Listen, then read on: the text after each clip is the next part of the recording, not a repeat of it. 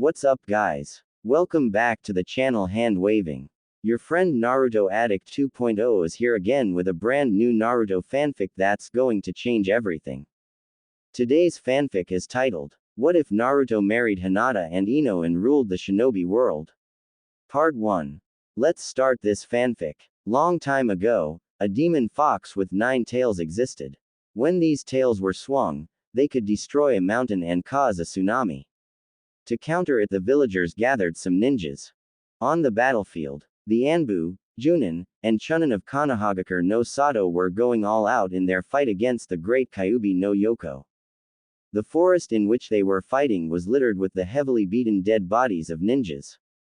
Many of these bodies were torn apart, others were crushed into the ground from being stepped on by the great fox or partially eaten. Among the many casualties were men, women and children who weren't shinobis, and this was to continue if Kyuubi wasn't stopped. We have to hold it off until Yondaime arrives, yelled on the injured Junin before he charged back into fighting Kyuubi. Don't let it get closer to the village, yelled another injured Junin kneeling down to catch his breath before he also charged back into action. Moments later, a giant reddish-brown toad known as Gamabunta was seen making its way through the forest toward the great red nine-tailed fox, with a most familiar blonde-haired shinobi dressed and geared like a Junin standing on its head wearing a white trench coat with flame designs on the bottom of the coat. This shinobi's presence was a sight for sore eyes to everyone who saw him, except Kyuubi. This shinobi was Namikaze Minato, also known as Yondaime Hokage. The great nine-tailed fox growled viciously as he stared straight at Yondaime. Seeing the fox in range, Yondaime began performing a series of complex hand seals, beginning the process of sealing the fox away. The Kyuubi however dashed at Gamabunta in the attempt to kill Yondaime. Seconds before the Kyuubi reached Yondaime however, a brilliant flash of white light blanketed the forest, blinding all who were there. After several moments, the great light died out, returning sight to everyone. Kyuubi no Kitsune, Gamabunta and Yondaime were nowhere to be seen. The fighting was over and Kyuubi was finally defeated, but at a great cost. Meanwhile, Sarutobi Hiruzen, also known as Sandaime Hokage, was in an undisclosed chamber with a crying newborn infant boy resting on a cushion on the ground with candles ceremonially arranged around him. 3 Anbu were also present with Sarutobi. Hiruzen suddenly sensed a very strong chakra making its way toward the baby. He sighed sadly to himself, knowing that Yondaime successfully performed the forbidden sealing jutsu, which cost him his life. The chakra suddenly burst into the chamber and made its way into the baby's stomach. Seeing this chakra however alarmed Hiruzen. The chakra being infused into the baby wasn't red as anticipated. Instead, this very strong chakra was blue and it gave off a most familiar aura.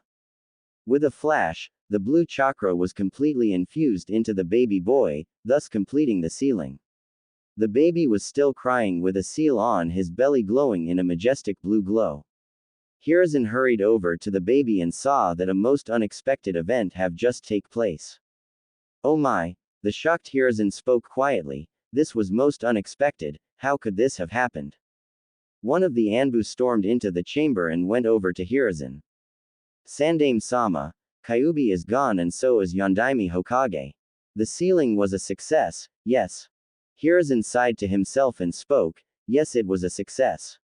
However, the Kyuubi wasn't the one that was sealed into Naruto. This revelation greatly alarmed the Anbu who were present. Sandaime-sama, you mean the Kyuubi is still out there? I don't know what became of Kyuubi, however I know what became of Yondaime. The Anbu wanted anxiously for Sarutobi's answer.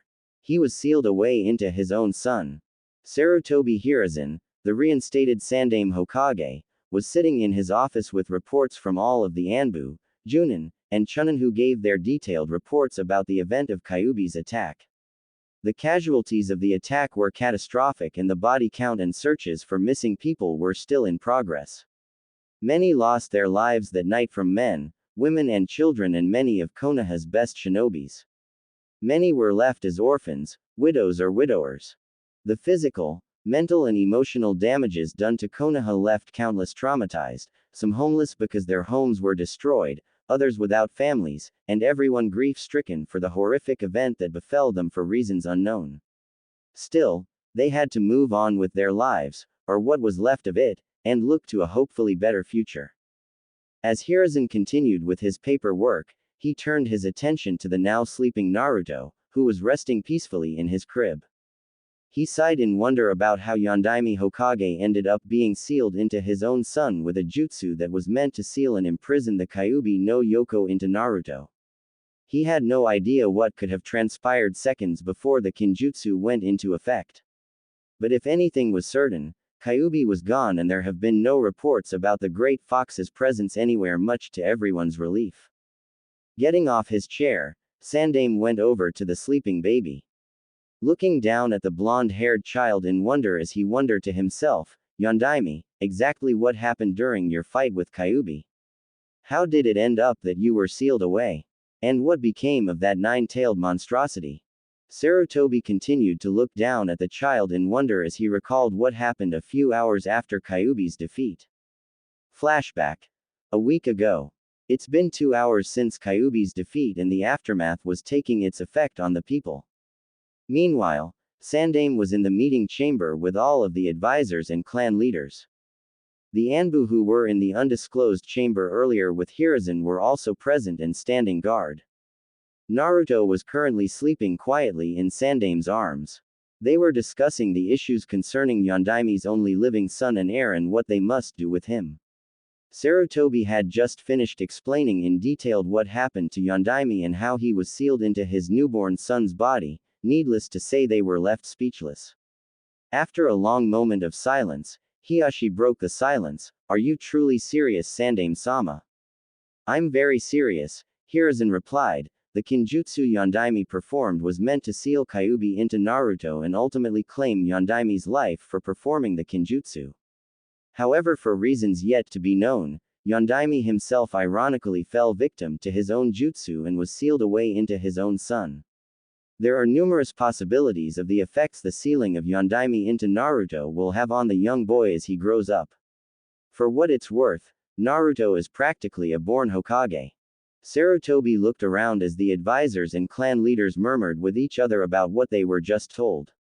The thought of a newborn infant being infused with everything that made Yondaime Hokage a most powerful and feared shinobi in the shinobi world was unreal.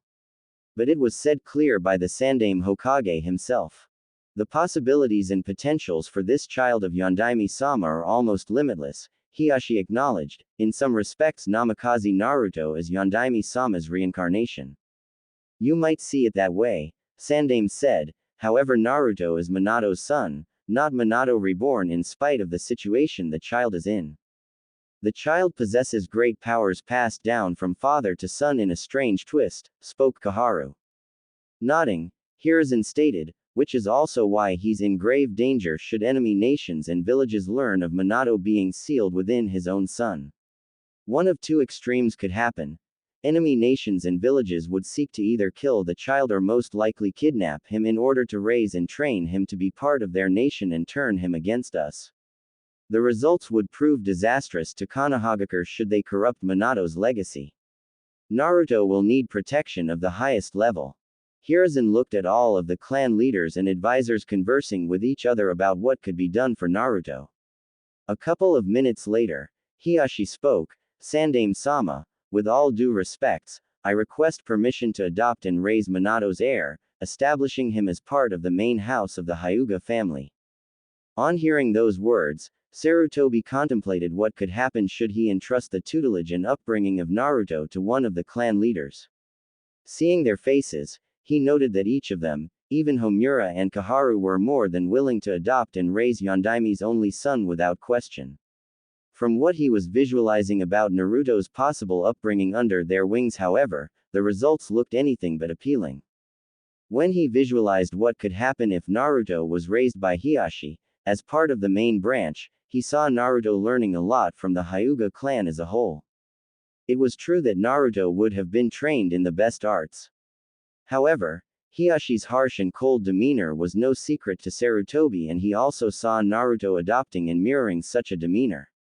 Combining that with being trained in the arts of the Hyugas and Minato's arts of combat, Naruto would turn out ruthless and look at everyone else being inferior to him. Not good qualities for a Hokage. Looking at the clan leader of the Uchihas, Sarutobi also saw Naruto learning a great deal from them.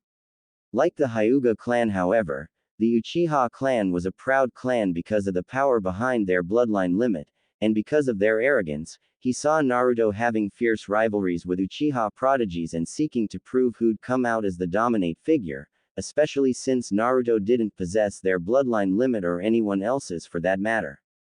With the Nara clan, he saw Naruto becoming a more strategic and deadlier killer since the Nara clan was known for being very skilled in efficient tactics and battle strategies, especially with their ability to manipulate their shadows. After a long mental deliberation, Hiruzen said, "I honestly appreciate your open-minded thoughtfulness in being willing to adopt the child Hiashi, however I must respectfully decline the offer." Hiashi's eyes widened upon hearing this and spoke, "Sandaime-sama, Naruto possesses great potentials to become one of Konoha's strongest shinobis, and with him under my tutelage, he would become one of the greatest prodigies and Hokages ever produced by Konoha. I acknowledge your good intentions for the child Hiashi and for anyone else here who's willing to take the responsibilities of taking Naruto under their wings." Sandaime sighed and continued, "However, Naruto needs balance in his life. He's already been infused with a powerful Hokage whose knowledge, wisdom, stamina and abilities will possibly be absorbed into the child in a gradual process as he grows up, no doubt. Because of this, he'll need someone to balance him. For the best intentions of the child, I'll dispatch one of the Anbu here to locate someone of my choosing to raise and teach Minato's heir." Hiashi reluctantly remained silent. Now wasn't the time to argue with the reinstated Hokage, especially after everything that transpired before and after Kyuubi's attack. "Are we to inform the villagers about Yondaime's surviving heir?" asked Homura. "No," Hiruzen replied firmly with no hint of hesitation in his voice. "Should the people learn that Namikaze Naruto is Minato's only son, chances of Naruto being spoiled and pampered by the villagers would be unquestionably high. The child would grow up to be ungrateful and show little appreciation for the things given to him. The results, however, would be the opposite should he learn to earn what's rightfully his than to simply hand his inheritance over to him. Plus, you have to remember that Minato has made a lot of enemies in many lands, villages and possibly other continents. And as I mentioned before, should enemy villages learn of Yondaime having an heir infused with Minato himself, the results would prove disastrous for both the child and the entire village of Konoha." Everyone in the chamber allowed Sandaime's wisely chosen words to be absorbed as they thought about what he said. "For this reason," Hiruzen continued, "the child's name will be changed. He will adopt the maiden name of his mother as Minato instructed before his battle with Kyuubi. His new name will be Uzumaki Naruto. Everyone will be told that Minato and his entire family have died as a result of Kyuubi's attack. When Naruto grows up and reach a level of maturity that I see appropriate with the ability to look after himself, he will be given everything that belongs to his family and with the truth about his heritage being publicly explained to the people." Everyone present nodded their heads in understanding. Hiruzen remained silent momentarily as he allowed everyone to let his words sink into their minds. With a more serious and firm tone, Hiruzen continued, "Until that time, no one here is make any mention to anyone outside the council regarding the truth about Naruto's true heritage without my or Naruto's consent. If these words of mine are not honored, the act will be regarded as treason, and the punishment will be severe. This is my law as the reinstated Hokage." The Anbu, clan leaders and advisors knew not to take Sandaime's words lightly, especially if they didn't want to incur his wrath. End flashback. Sarutobi sighed again as he thought about what happened after the meeting. Flashback. A week ago. Hiruzen, 3 hours after the meeting with the advisors and clan leaders, had called the grand assembly of everyone in Konoha. Many in attendance could only wonder what Hiruzen had to tell them in regards to Kyuubi no Yoko's attack and defeat. Many murmurings were circulating around the assembly until Sandaime appeared on the roof of Hokage Tower calling everyone to attention. The people immediately quieted after seeing Sandaime Hokage take the stage. "People of Konohagakure no Sato," Sandaime addressed everyone, "as you all are well aware, a great monster known as Kyuubi no Yoko have attacked our village for reasons unknown to us. Sadly, many of our people and shinobis have lost their lives in battling the Kyuubi, and many parts of our village have been left in ruins. It grieves me deeply that such a terrible event of such evil have befell us. Hiruzen paused for a moment as he looked over at everyone in the audience. Taking a breath, he continued, Kyuubi would have continued its rampage had it not been for the sacrifice made by Yondaime Hokage, who vanished and died moments after defeating Kyuubi no Yoko. It also grieves me to inform all of you that Yondaime's honorable wife, Namikaze Kushina, also died during the attack. Again Sandaime paused and looked at the faces of everyone who was there. He knew how everyone loved his successor Yondaime and his wife Kushina, and Sandaime was no exception. The villagers knew his wife was pregnant and were really looking forward to the birth of Yondaime's child with high expectations. Although it was true that Minato's wife died, however, it grieved him that he had to make everyone believe that both Minato and his child were dead, but it was for Naruto's own protection. Hiruzen continued, yes, the loss of Minato and his family is indeed a great loss, and with all those who lost their lives on this tragic night. But their deaths were not in vain. Minato and all of the brave shinobis and citizens of Konohagakure who died gave their lives to protect the village and everyone they held dear to them. Their deaths therefore were honorable and ought to be commemorated. In spite of all that has happened here on this night, the fact that the village is still in existence testifies to the shining will of fire that burns in all of us. A fire that will not go out into the shadows of the night by enemy's forces. Tonight's events have proven this truth to all of us. Although we can never bring back the lives of those who were lost in the battle, however, we can honor their sacrifices and losses by rebuilding Konohagakure no Sato for a brighter tomorrow. In this way, the next generation of Konoha and all future generations to follow will learn of the great things that their people and ancestors have done for them and their village, and proudly carry their spirits and fiery will of the village. The villagers all burst into applause after hearing Sandaime's words to them. Needless to say, the people took all that he said to heart. End flashback. Sarutobi snapped out his thoughts when a knock came from the door. Yes, you can come in. The door opened, revealing a masked Anbu standing at the door. Sandaime-sama, the Anbu spoke as he bowed in respects, the one whom you have sent for has arrived. Hizuzen nodded his head to the Anbu, giving him permission to allow the visitor to enter his office. The visitor stepped into the office with the Anbu stepping out and leaving the office, giving privacy to both Sandaime and his guest, who didn't have a happy facial expression. Sandaime knew that this meeting wasn't going to be a smooth sailing one. A reluctant return. Sandaime and his guest looked at each other momentarily with no words being exchanged between them. After a brief moment of silence between the two of them, Sandaime spoke, Senju Tsunade, it's been a long while. Yes, it has, Sarutobi-sensei, Tsunade replied to her former sensei. She was currently in her late 30s and was known by many as the Sucker, one of the legendary Sannin. Tsunade remarked, the Anbu you sent to find me told me that a terrible event happened in here a week ago. Judging from the damages and the looks on the people's faces, I'd say a lot more has happened than what the Anbu was willing to let on. Hiruzen. He also told me that there was another major issue at hand here that was a matter of the utmost importance that requires my presence before you. He wouldn't tell me what it was, saying that only you alone could tell me since it was highly confidential for only my ears to hear. Momentarily paused, in truth I truly didn't want to return to this village again, although I reluctantly did so since you personally requested my audience. Hiruzen sighed, I understand that a great deal has happened in your life which caused you to grow bitter towards your home village, and I won't make any excuses about it. Before Tsunade said another word, her eyes caught sight of a baby's crib that was at the side of Hiruzen's office. Curiously she went over to the crib and looked inside of it, seeing a week-old baby boy sleeping peacefully inside. Her mood started to lighten up upon seeing the child. Smiling at the newborn, she asked her former sensei, who's the cute blonde-haired infant? Certainly he can't be your grandchild. Yes. You're right, he's not my grandchild, Hiruzen replied, his name is Naruto and he's Yondaime's son and heir. The Sanin's eyes widened in surprise upon hearing those words.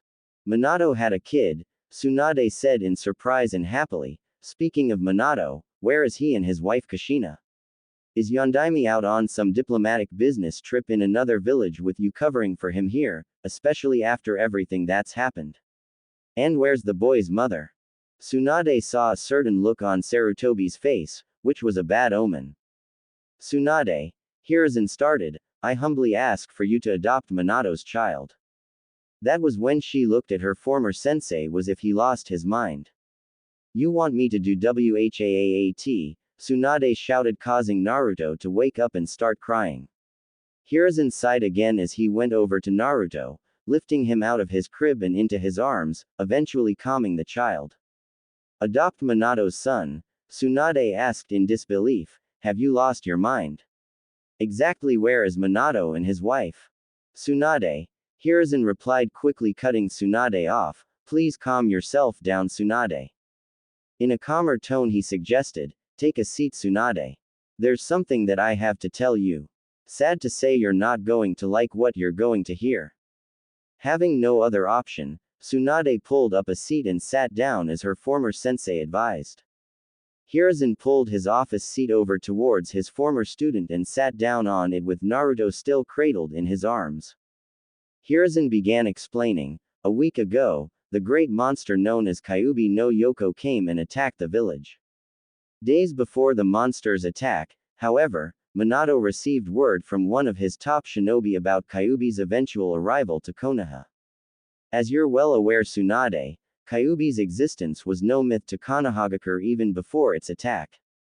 The people knew what the monster was capable of doing after hearing many stories about the beast's power. Many, however, couldn't understand why Kyuubi was coming to attack Konoha, killing and destroying everything in its path as it made its way to our village.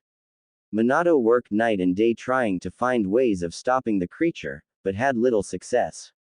It was a profound burden for him, and the fact that his wife was about to go into premature labor because of the heavy stress and frustration both of them were in wasn't helping. In truth, the villagers knew that Minato was married to a most skilled kunoichi who was pregnant with their child. What they don't know is that she went into labor prematurely because of the intense stress both her and her husband were in on the night of Kyuubi's attack. She was secretly rushed to a private medical tent during the attack where to gave birth to their son. Sadly though, because of his wife's severe emotional distress and weakened condition, Kushina died shortly after giving birth to Naruto, and the news of his wife's death devastated Minato. Tsunade was already feeling her tears building up in her eyes before they started falling free down her face. Sarutobi continued, and what severely added more pain to Minato was the ancient Kinjutsu Ugi he finally found to seal away and imprison the Kyuubi no Yoko. The beast, however, was too powerful to be contained in any inorganic vessel, or animal. This Kinjutsu Ugi required a newborn human child whose umbilical cord was freshly cut, and there was no other child born that night except his own. In performing the Kinjutsu, the sealer would have to surrender his or her life for the Kinjutsu Ugi to take its effects. Sadly, I could still remember the demolished look on Minato's face, when he saw that his whole life's work and the family he so eagerly wanted to have with his wife and son were destroyed within such a short time and reduced to nothing. Even if there was another child born that night, Minato wouldn't have asked any parent to sacrifice their child, or even a child born on that same night who became an orphan simultaneously after losing both his or her parents as a result of Kyuubi's attack, into such a harsh burden, especially if he himself wasn't willing to do it with his own child. Therefore he used and sacrificed his own newly born child and his own life for the ritual to seal away the Kyuubi. It was a tragic and cruel burden that broke Yondaime's heart, knowing that he lost everything he held dear all in one night, for the preservation of Konohagakure and preventing Kyuubi from doing more destruction and slaughtering than what it already had done. Tsunade started sobbing as more tears came down her face. Hearing this story made her hate the position of Hokage all the more, since she lost loved ones who were in some ways connected with the title of Hokage. Hiruzen himself couldn't help but let a few of his own tears fall from his face while retelling the horrific event in detail. He wiped away the tears that fell upon Naruto's face before he continued, before Minato went to battle the Kyuubi, he asked for one private moment alone with Naruto. I respected his wish, although I stayed close enough to the tent to hear what Yondaime was saying. While alone with his son in the tent, Minato allowed some of his tears he held back to fall freely, while cradling Naruto in his arms, apologizing and telling Naruto that this wasn't what he wanted for him. I remember him telling Naruto that he wanted him to grow up in a village where he could have grown and matured into a great shinobi and inherit the village's will of fire with both himself and his mother and be loved by everyone in the village not only as his honorable son but also as Namikaze Naruto. But Yondaime knew that wasn't to be because of the monster that attacked and ruined all of his dreams.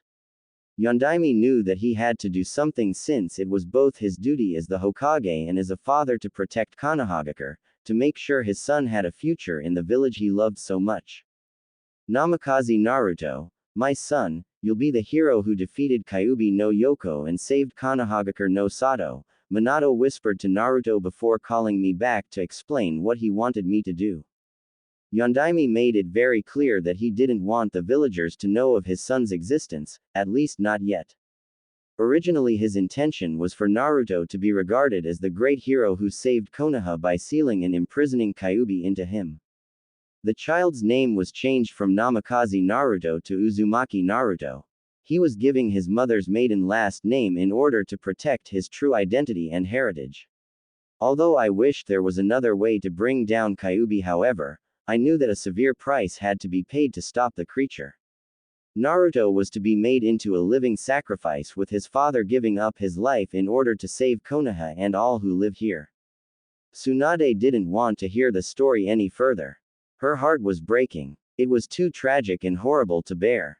Before she could interject and tell her former sensei to stop telling her the story, Hiruzen added, however the situation had taken an unexpected twist after the kinjutsu was performed. Tsunade's head shot up upon hearing what her former sensei said. He continued, a very strong chakra made its way towards Naruto and infused itself into the boy's belly. However, this chakra wasn't red as we had anticipated. Rather, it was blue. No one knows what happened to Kyuubi after the kinjutsu was initiated, but one thing is certain, Yondaime was sealed into Naruto.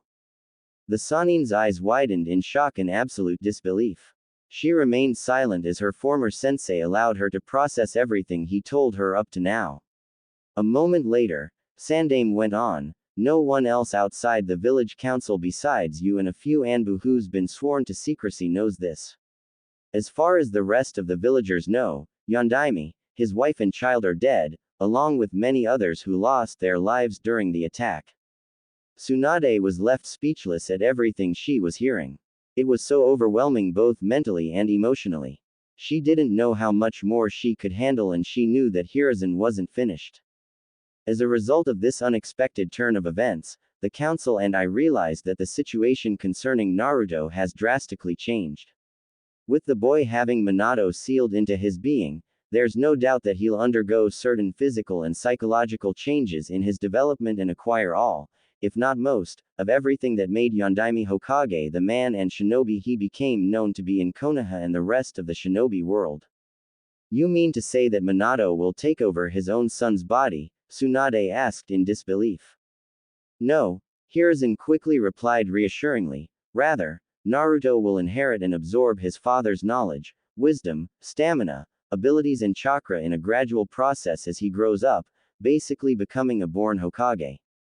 The child will still be his own individual person, not Yondaime incarnate. Because of this, Naruto is in more danger than before.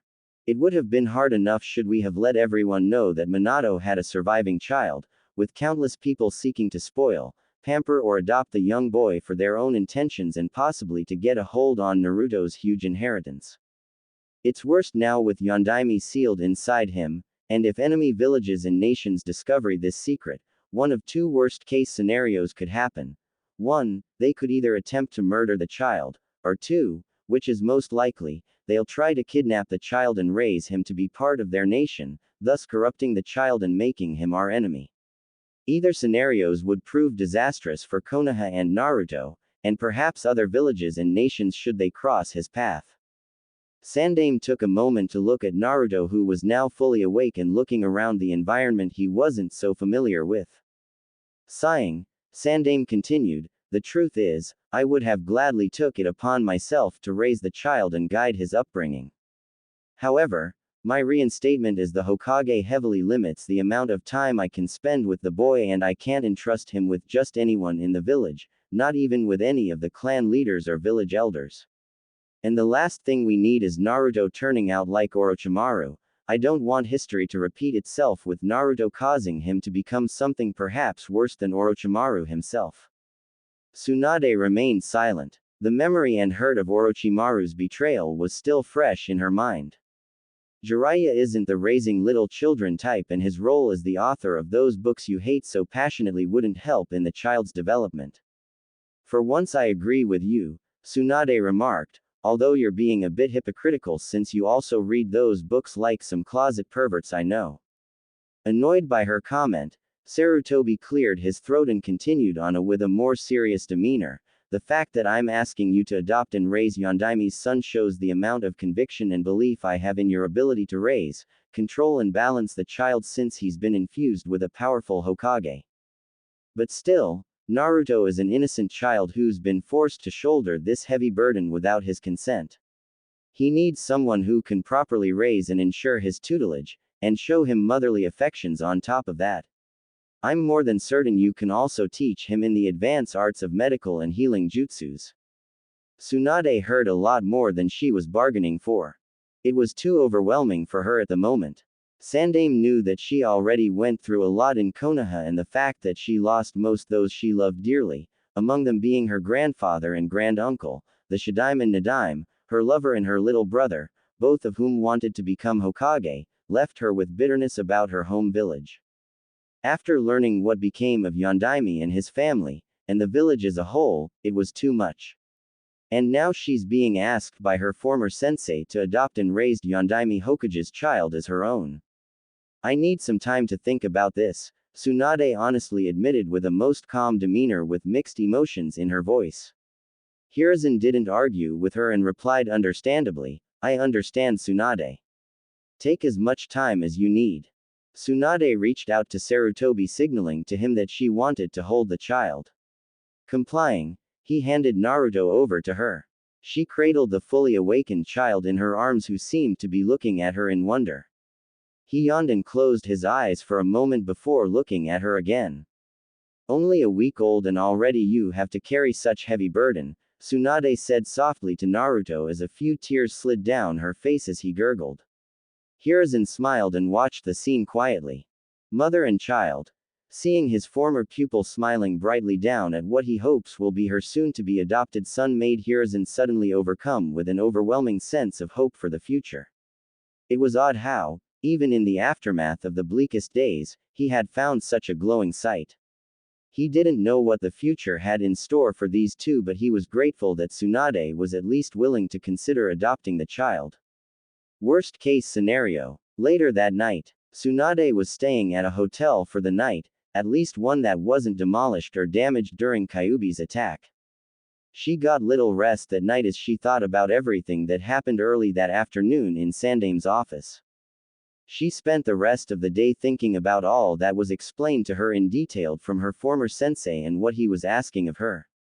In truth, she felt she didn't owe the village any favors, especially after all that she suffered and been through in the village. However, Naruto was a whole other story. He was an innocent child who's been overwhelmingly burdened with so much at a most tender and fragile age. He's only a week old, Tsunade thought to herself as she sat on her bed in her sleeping kimono. It was true that many other children of Konoha besides Naruto have been plagued with a great loss because of that bastard nine-tailed monster. However, Naruto was a very special case. In spite of what happened with all the other children who may have lost their parents, families and friends during the attack, they still had the opportunity to rebuild their lives from scratch and start life anew in the village with the help of their fellow villagers and Sandaime. Naruto, on the other hand, couldn't just go about like that, especially since he was infused with Yondaime Hokage. Two of her relatives were the first two Hokages who built Konohagakure no Sato, and they died young. Her little brother and lover Dan both wanted to become Hokage because of their intense love for the village and strong desire to protect it, and they both died young before they could live out their desires. Now she's being asked to adopt and raise a newborn child only a week old who'll inevitably grow and mature into a strong Hokage at an unknown young age, that is if the child lives long enough for that to happen. Life is so cruel to me with its ironies, she thought to herself as she meditated on Naruto's present situation while fiddling with the necklace around her neck, the one that once belonged to her grandfather, Senju Hashirama, Shadaime Hokage. Naruto most likely wouldn't get to live a normal life as a result of the changes he'll undergo. On top that, all of his father's enemies will now become his enemies, and his father has made a lot of enemies before and after becoming Yondaime Hokage. In some ways, the child was going to become the new Yondaime Hokage, she figured, and it was unknown how Naruto was going to turn out since he would develop his own personality that will undoubtedly be influenced with some of his father's characteristics.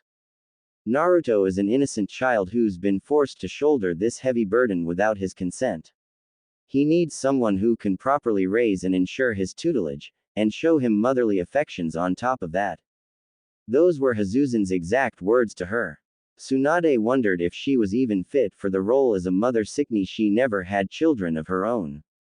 Sure, she helped out midwives and nursing mothers with their children in the hospitals and observed how they nurtured their babies.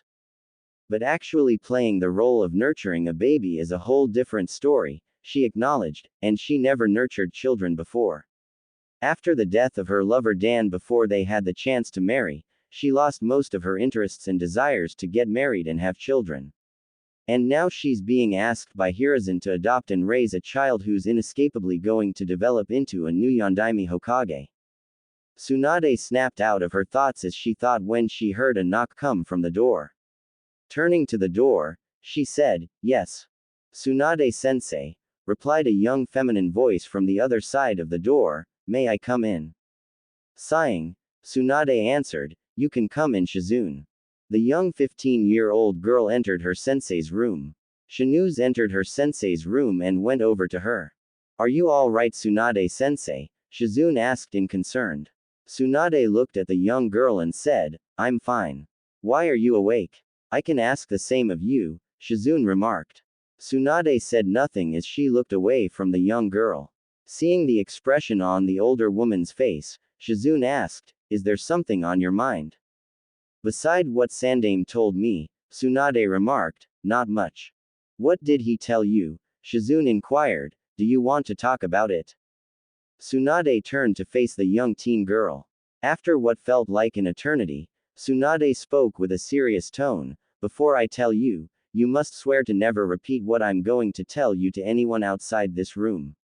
Shizune felt the firmness of her sensei's voice and realized that what was on her mind was no laughing matter nor something to take lightly. Shizune answered sincerely, "I swear it. I give you my sincere word." After taking a breath, Tsunade began relating everything to Shizune in full detail about everything she was told from Hiswan. Shizune listened intently as her sensei told her the story uninterrupted. What the young girl heard shocked her to no end, and there was more Tsunade had to tell her. Shizune already had tears falling down her face with some sobbing upon hearing the harsh and tragic account about Yondaime and his son Naruto. This heartbreaking revelation was beyond anything she was expecting to hear. Tsunade herself let a few tears fall down from her face before wiping them away. After Tsunade was done telling Shizune the full account regarding Yondaime and Naruto, she gave the young teen girl some time to absorb everything she was told. A few moments later, Shizune regained her composure as she wiped away the tears from her face. She turned to her sensei and asked, "So no one knows what happened to Kyuubi no Kitsune?" Tsunade shook her head, "Not that anyone is complaining. However, it does raises some concern, at least to the Hokage and myself." "But, will you adopt baby Naruto?" "I have been thinking about that since I left the office," Tsunade admitted. "I haven't exactly decided on whether or not I should." "Why not?" Shizune asked. "It's not like you'll be handling him on your own. You'll have me here to help you take care of the child. Besides, I always wanted a baby brother. And who wouldn't want a little brother who's a Hokage?" Tsunade looked at her young apprentice with a blank expression. Upon realizing her words, Shizune immediately apologized. Tsunade-sensei, I'm so sorry. Please forgive me. I didn't mean to hurt your feelings and reopen old wounds. I mean, what I meant to say is. It's all right, Shizune, Tsunade assured, knowing fully well that the Shizune was referring to her late kid brother. I know you weren't trying to offend me. You just got caught up in the moment, that's all. But still, adopting this particular child will be no walk in the park. Hell, adopting and raising any child is no walk in the park and will require a great deal of sacrifices to be made. Tsunade saw the irony with the word, sacrifice, especially since Naruto was originally made into a living sacrifice to protect all of the future generations of Konoha and everyone else. Shizune. However, Tsunade continued, Naruto is not just any child who can be adopted and raised by just anyone. I'm amazed that Sarutobi-sensei went so far as to send one of his Anbu to find me in order to ask me to raise the child as my own son. Sighed, I'm not even sure if I'm even mother material. Don't say such things, Tsunade-sensei, Shizune retorted with conviction. Sure, you're not perfect and have some bad habits, but hey, no one's perfect and we all have our share of problems. But I've been with you long enough to know that you'd make a terrific mother to that child, and so does Sandaime-sama. After all, he wouldn't have gone through so much trouble to find you if he thought you were inadequate or unfit to raise Naruto or any other child for that matter. The Hokage chose you, Tsunade-sensei, out of all people, shinobi, clan leaders and village elders to raise this child who possesses untold potentials. Of course he could have chosen any other mother in the village to adopt Naruto, however he saw something very special in you, Tsunade-sensei, that you might have not seen in yourself to move him to believe so strongly that you were fit to become Naruto's new mother. I strongly believe that you'd make a terrific mother to any child, blood-related or not. And I know your little brother and Uncle Dan would have felt the same way about you. Tsunade stood there in awe at Shizune. Her heartfelt words were filled with wisdom beyond her age. It amazed the older woman that her young apprentice could make her see and acknowledge something like this. Thank you, Shizune, Tsunade said appreciatively as she wiped away the new tears that fell from her eyes before smiling. I really needed to hear that. And those words coming from you really mean a lot to me. Shizune smiled, knowing that she managed to heal and restore her sensei's self-confidence. Unknown to the two women was that there was someone listening to the entire conversation from behind the door. The revelation about baby Naruto possessing Yondaime Hokage inside him and eventually acquiring Yondaime's attributes greatly intrigued the interloper. The possibilities with this new Yondaime Hokage are truly unique, the interloper thought before exiting quietly before being detected. Hours later that night, elsewhere. At an undisclosed location, Naruto was sleeping peacefully in a room guarded outside with two Anbu. No one without authorization from the Hokage himself was allowed into the room. 15 minutes later, the Anbu saw Sandaime making his way towards them. Sandaime-sama, the Anbu said as the two of them bowed in respects to the elderly Hokage, who nodded and greeted them. Is everything all right here? Inquired Sandaime. The first Anbu answered, Uzumaki Naruto is resting quietly, sir. No troubles have arisen, Sandaime-sama. That's good to hear, Sandaime replied. I will like to check up on the child now. The Anbu nodded and stepped to the side as Sandaime entered the room before closing the door behind him. Sandaime afterwards quietly walked over to Naruto's crib and looked down at the young boy, before forming a sinister smile on his face. A while later, the two Anbu waited outside the room for Sandaime to exit. As they waited, a voice from behind them asked, Is everything all right here? The two Anbu turned speedily in surprise to see Sandaime approaching them with two other Anbu following him to relieve their fellow Anbu from their watch. Sandaime-sama, the second Anbu exclaimed in confusion, didn't you just enter inside the room a while ago? In seconds Sarutobi registered what just happened as his eyes widened in horror and shock. What? Sandaime exclaimed before running to the door, finding it locked. Shit! Sandaime cursed before breaking the door down, storming into the room with the four Anbu following. They came to see an empty crib and an opened window. Whoever came into the room had posed as him using a henge no jutsu and kidnapped Naruto. But the question was who and how did he or she find out about Naruto? This was exactly the situation that Sandaime feared would occur, and to his horror it didn't take long for this secret to somehow get out. Turning to the four Anbu, Sandaime ordered with full authority, lock the village down and station as many Junins and Chunins at all exit ports to the village as you can. Gather all of the Anbu, and explain to them that Naruto has been kidnapped. Search the village. Search everywhere. I want Naruto found and the kidnapper brought in alive for questioning. We need to find out if he or she is working alone or with an accomplice.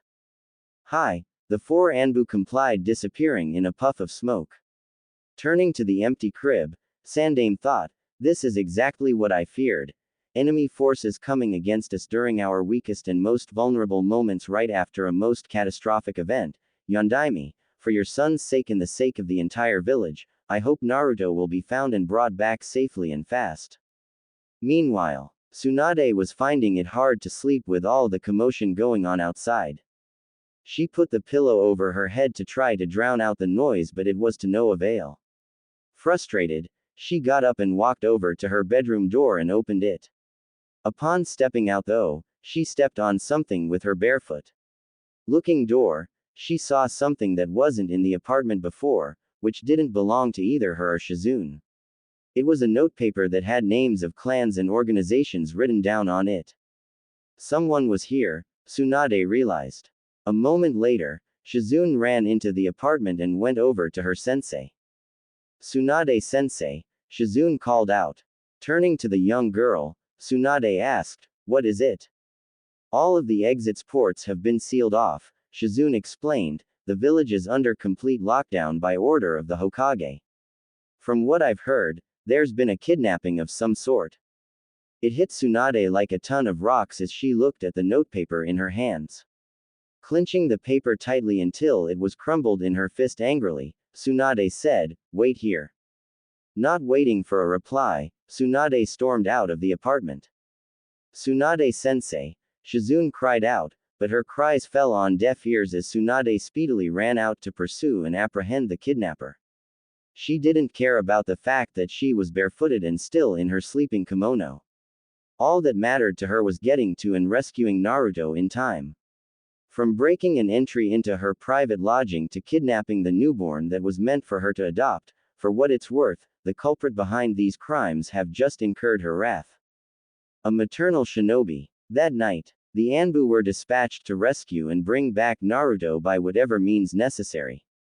The villagers had no idea what was going on as the Anbu made thorough all-out searches of everyone's homes, restaurants, shops, clubs, taverns, wherever they could think of. Among the Anbu on the search was a teenager named Hitaki Kakashi, who lost his sensei and master, Yondaime Hokage, a week ago to Kyuubi no Yoko. He was still affected by the event and loss of his master, although he tried not to show it. Kakashi already knew who Naruto truly was and why he was kidnapped.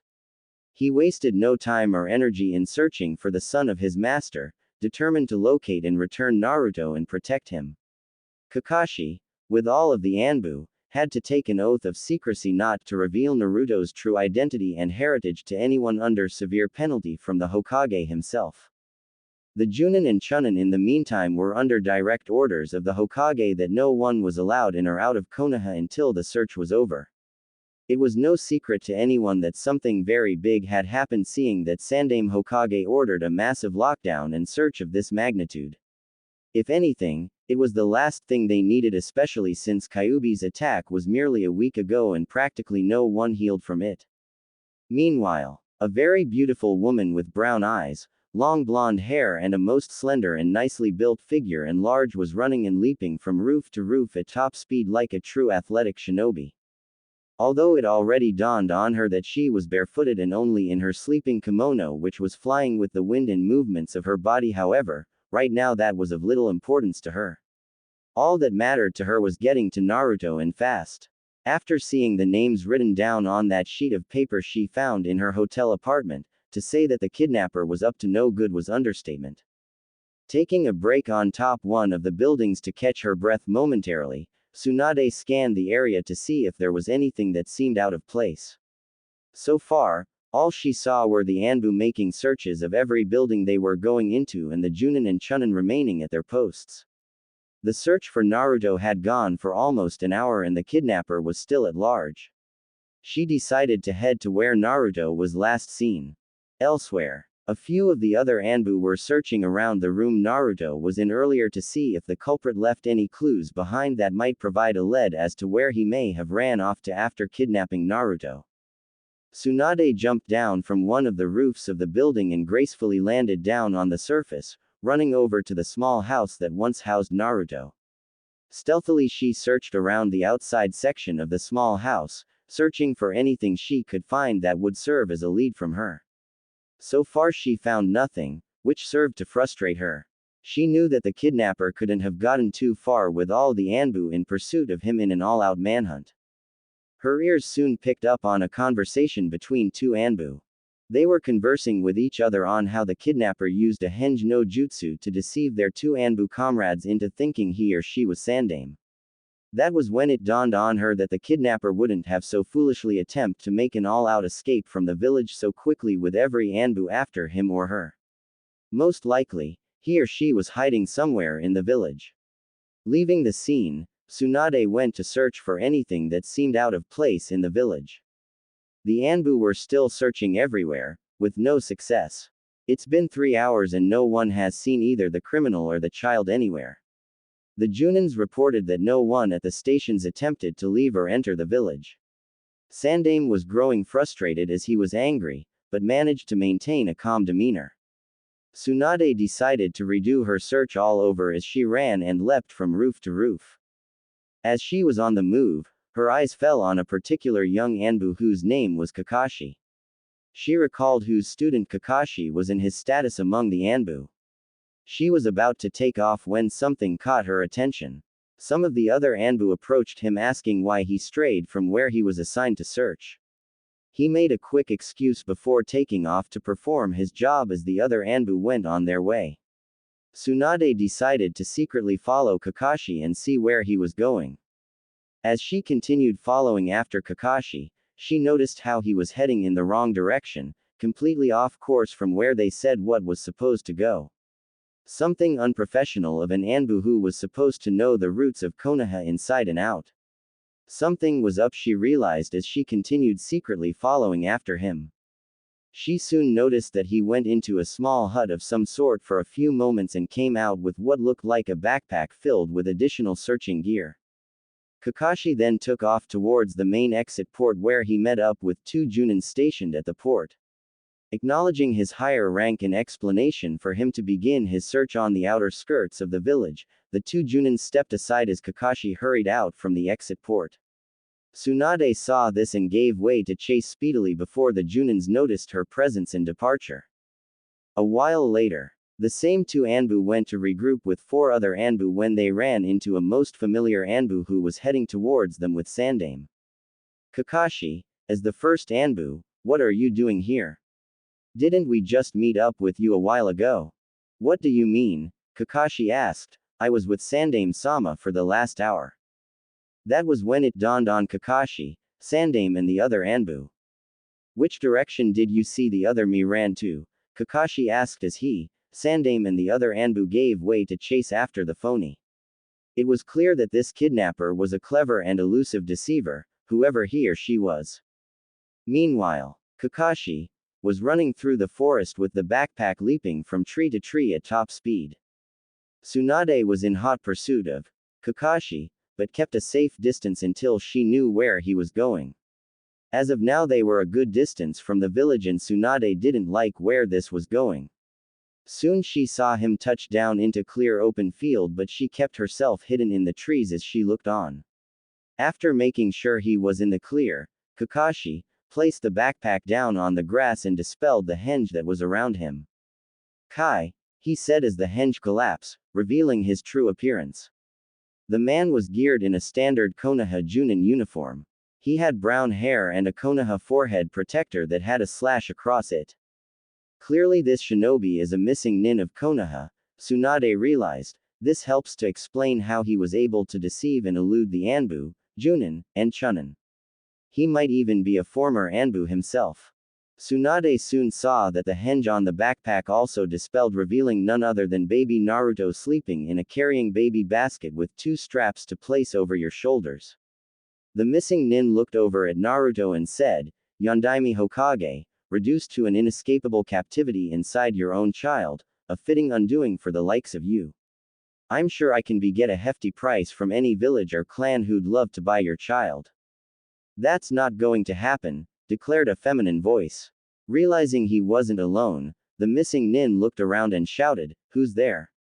Show yourself." As if on cue, Tsunade leapt from the tree she was on and landed down on the ground facing her enemy. Her beauty and current appearance, however, was anything but what the kidnapper was expecting. Seeing that she was barefooted and barely had anything on besides her sleeping kimono and what little fabric was underneath it, with the wind blowing the kimono, the missing nin fought hard to maintain his composure and not suffer from a massive nosebleed. Upon seeing her face, the kidnapper recognized who the blonde beauty was. "Senju Tsunade," he said, "one of the legendary Sanins. Didn't expect to find you out here on this night barely dressed. I didn't know you were that type of kunoichi." "Shut up," Tsunade retorted angrily, "you're the one who broke into my hotel room." "I did," he admitted. "Tell me though, how did you know I broke into your apartment?" "You left traces of your intrusion," she replied, showing him a crumbled piece of paper, a list of clans, villages and organizations. The missing nin cursed under his breath and answered, "Originally, after I found out about you returning to Konoha, I was going to attack and kidnap you while you slept, and sell your body to the highest bidder. However, after overhearing the conversation between you and that little girl concerning Yondaime and his son, I saw that kidnapping and selling the child instead would bring me more money than any Sanin's body could." "Bastard," Tsunade retorted as she got in her fighting stance, "you will not leave this land with the child." "Oh," replied the missing nin, "and you intend to stop me, I presume.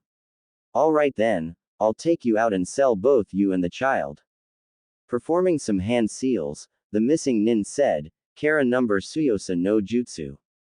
Tsunade at that moment felt as though something was torn out of her as she fell to the ground on her knees and left hand while holding onto her chest with her right hand. She was breathing hard and felt unexplainably weak throughout her body.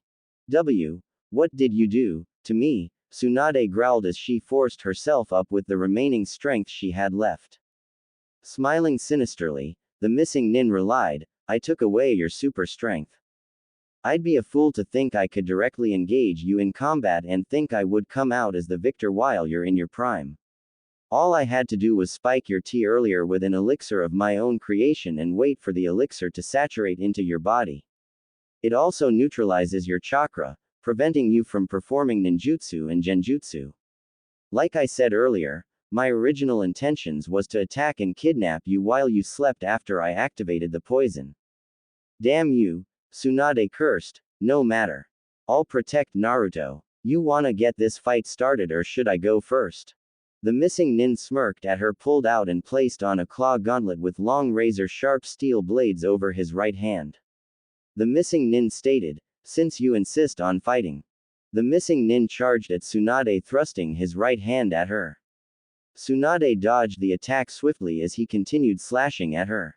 After a couple of minutes, Tsunade soon took the initiative and went after him. Before the icing nin took to flight, Tsunade struck him, sending him pummeling across the ground. "He ain't so tough," Tsunade thought confidently. The missing nin got up off the ground and looked over at his opponent, seeing that she was in a ready-to-fight stance with her fists out ready to pummel him all over. Charging forward, the missing nin yelled and rushed over to Tsunade, who was awaiting his arrival. Upon arriving, Tsunade jumped to the air and flipped behind the criminal shinobi. The missing nin turned in time to see Tsunade punch him square in the face, knocking him down and away from her again. "Did you really thought you had a chance against a Sanin like me?" The missing nin gave a sinister laugh as he stood back up again and said, "Well, if you want the answer that badly, I'm afraid that your only way to get it is to try to beat it out of me, if you can. Have it your way." The Tsunade charged at missing Nin as he stood there waiting for her. Tsunade geared her fist out to strike the kidnapper. The missing Nin however stepped to the side as Tsunade's fist missed its target. The criminal shinobi jumped to the side as Tsunade turned to face him. She was clearly able to feel her remaining strength leaving her body as a result of the elixir absorbed into her body. Still, she had to fight on, not for her sake, but for Naruto's. Resorting to taijutsu, Tsunade charged at the missing Nin ready to throw her hurricane of punches and kicks. The missing Nin however dodged and evaded every last one of her attacks as she just kept coming. The female Sannin pressed on as she tried to land a blow on him, but he just was too fast for her, a result of the poison and jutsu he used on her. The kidnapper leapt from her then dashed speedily past her before her eyes could catch sight of him. "What the? Here I am," shouted the missing Nin. Charging like an uncontrollable bull, the missing Nin rushed at Tsunade and rammed right into her, thrusting her off the ground and flying some distance away till she collided straight into a tree, hard, with a solid thud. Tsunade struggled to get back up after feeling the brute impact from the last attack. Her body was in pain all over. Tsunade said weakly, What the hell was that? It felt like I was punched by a summoning beast." The missing Nin was standing where he was looking at the female shinobi struggling to regain some of her strength. "What's the matter?" he taunted. "Did I slap you that badly?" Tsunade hissed at him. "Ooh, you still have some fight left in you. I'll remedy that." Tsunade charged at him again. Punch after punch, kick after kick, Tsunade kept trying to land a blow on him, but she was unsuccessful as the jutsu is still depleting her stamina. Missing Nin blocked and evaded all her attacks. Pulling away, Tsunade took a moment to catch her breath as the missing Nin stood where he was looking at her with a mocking expression. "Is that all you got?" he sneered. "If you're through catching your breath, I think it's now my turn to come for you." The missing Nin rushed at Tsunade and started his assault on her. Tsunade did all she could to block and evade as many of his attacks as she could. However, it was hard for her to keep up as a number of his punches and kicks found their way to strike her. Tsunade was now on the receiving end of all his swift and highly fast punches and slashes with his claw gauntlet as he just kept coming. She screamed every time from the tremendous pain and damages the steel claws inflicted on her. The missing Nin then delivered a round kick at her, sending her off the ground away from him. Tsunade stumbled and rolled on the ground, still she eventually stopped. She was now in more pain than she was earlier. Her slender and silky body was covered in dirt and dry mud, and she had multiple bruises and slashes around her face and body. She was bleeding all over and her sleeping kimono was torn all over and stained in her blood. "It's a pity that I had to tear apart and desecrate such beauty," the missing Nin remarked. Tsunade, although in a great deal of pain, struggled to get back up to face her enemy. It was a while, but she managed to stand back up again. "Ready for more?" the missing Nin mocked. "You're dead," Tsunade snarled. "You first." With the remaining strength she had left, Tsunade ran to the missing Nin and started fighting with him again, trying to throw as many punches at him as she could. But to no avail, she was unable to hit him once as he kept dodging all her punches. The missing Nin then punched her away as she fell to the ground. He then yelled and dashed toward her with intent on hurting her more. Tsunade saw him leap and flip to the air before suddenly he cast his feet down in a landing position to land on top of her feet first. Seeing this, Tsunade quickly rolled away as he landed down on the ground, only to see him jump back up again and land on one of the tree branches. Finding where he was, Tsunade ran to one of the tree and ran up it to reach the same height as him.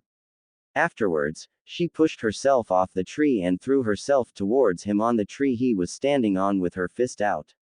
The missing Nin was knocked off the tree and was sent falling straight down to the ground on his back as Tsunade landed where he was previously standing. Seeing where he was lying, Tsunade jumped off the branch with her feet in a land position to land on his chest. Missing Nin however saw this and curved his legs back and placed his feet up. Tsunade gasped when she saw this, but was unable to get away as she landed down on his feet. After making contact, the missing nin thrust her away back high into the air. Tsunade flipped in the air as she now started to descend down from the air. The missing nin flipped back up and saw Tsunade making her way toward him. Before she could land, he rushed and speedily jumped toward her and delivered a solid kick to her chest, sending her flying straight into a nearby tree that she crashed into before hitting the ground and lying there motionlessly. Seeing that she wasn't getting back up, the missing nin took it that he came out the victor and said, "I must say, Tsunade, taking you down even when you're weakened was no easy feat. No bitch like yourself has ever caused me so much trouble." Upon hearing that, Tsunade tapped into a newfound strength. If there was one thing Tsunade never took kindly to, it was being called a bitch. The missing nin turned and started off towards Naruto, failing to take notice of what was happening behind him. With a newfound strength, she stood back up, no longer feeling any pain through her already battered and cut up body. The missing nin felt a very strong killer intent from behind him. He turned around and saw Tsunade standing there with a facial expression that sent a cold chill down his back. With eye-popping speed, Tsunade dashed to the missing nin and delivered a rock-hard punch to his face, sending him flying off the ground before beating on him with excessive brutality and speed. The missing nin had neither the time, strength, speed nor ability to evade this new and brutal attack as he was being clobbered, punched, and kicked all over from head to toe at pure speed with devastating efficiency. Tsunade then jumped and thrust both of her feet straight into his chest, sending him flying fast off the ground into the air before crashing hard into a tree, forming a body-shaped dent into the tree. His body was heavily battered and he also had a blood coming down his mouth. The missing nin had no strength left in him to move or fight anymore. During the assault, Tsunade, being an expert in human anatomy, inflicted severe damages to certain parts of his body, organs and nervous system, making him completely vulnerable and defenseless to any attack. Tsunade slowly walked over to the battered kidnapper as he looked at her coming towards him. Reaching him, she looked down at him with a cold, unsympathetic expression on her face. Tsunade was able to see the expression of anger on his face, but she was able to see that his eyes revealed the actually truth to her. She saw the fear radiating through his eyes. He was very afraid, even though he was trying not to show it. He wanted to move and fight, but found himself incapable of doing anything. Tsunade soon heard Naruto wake up and begin crying for attention. Seeing that the kidnapper was no longer a threat, Tsunade went over to tend to Naruto's needs. Reaching the baby, Tsunade knelt down and picked up Naruto from the carrying backpack while keeping him wrapped in his blanket.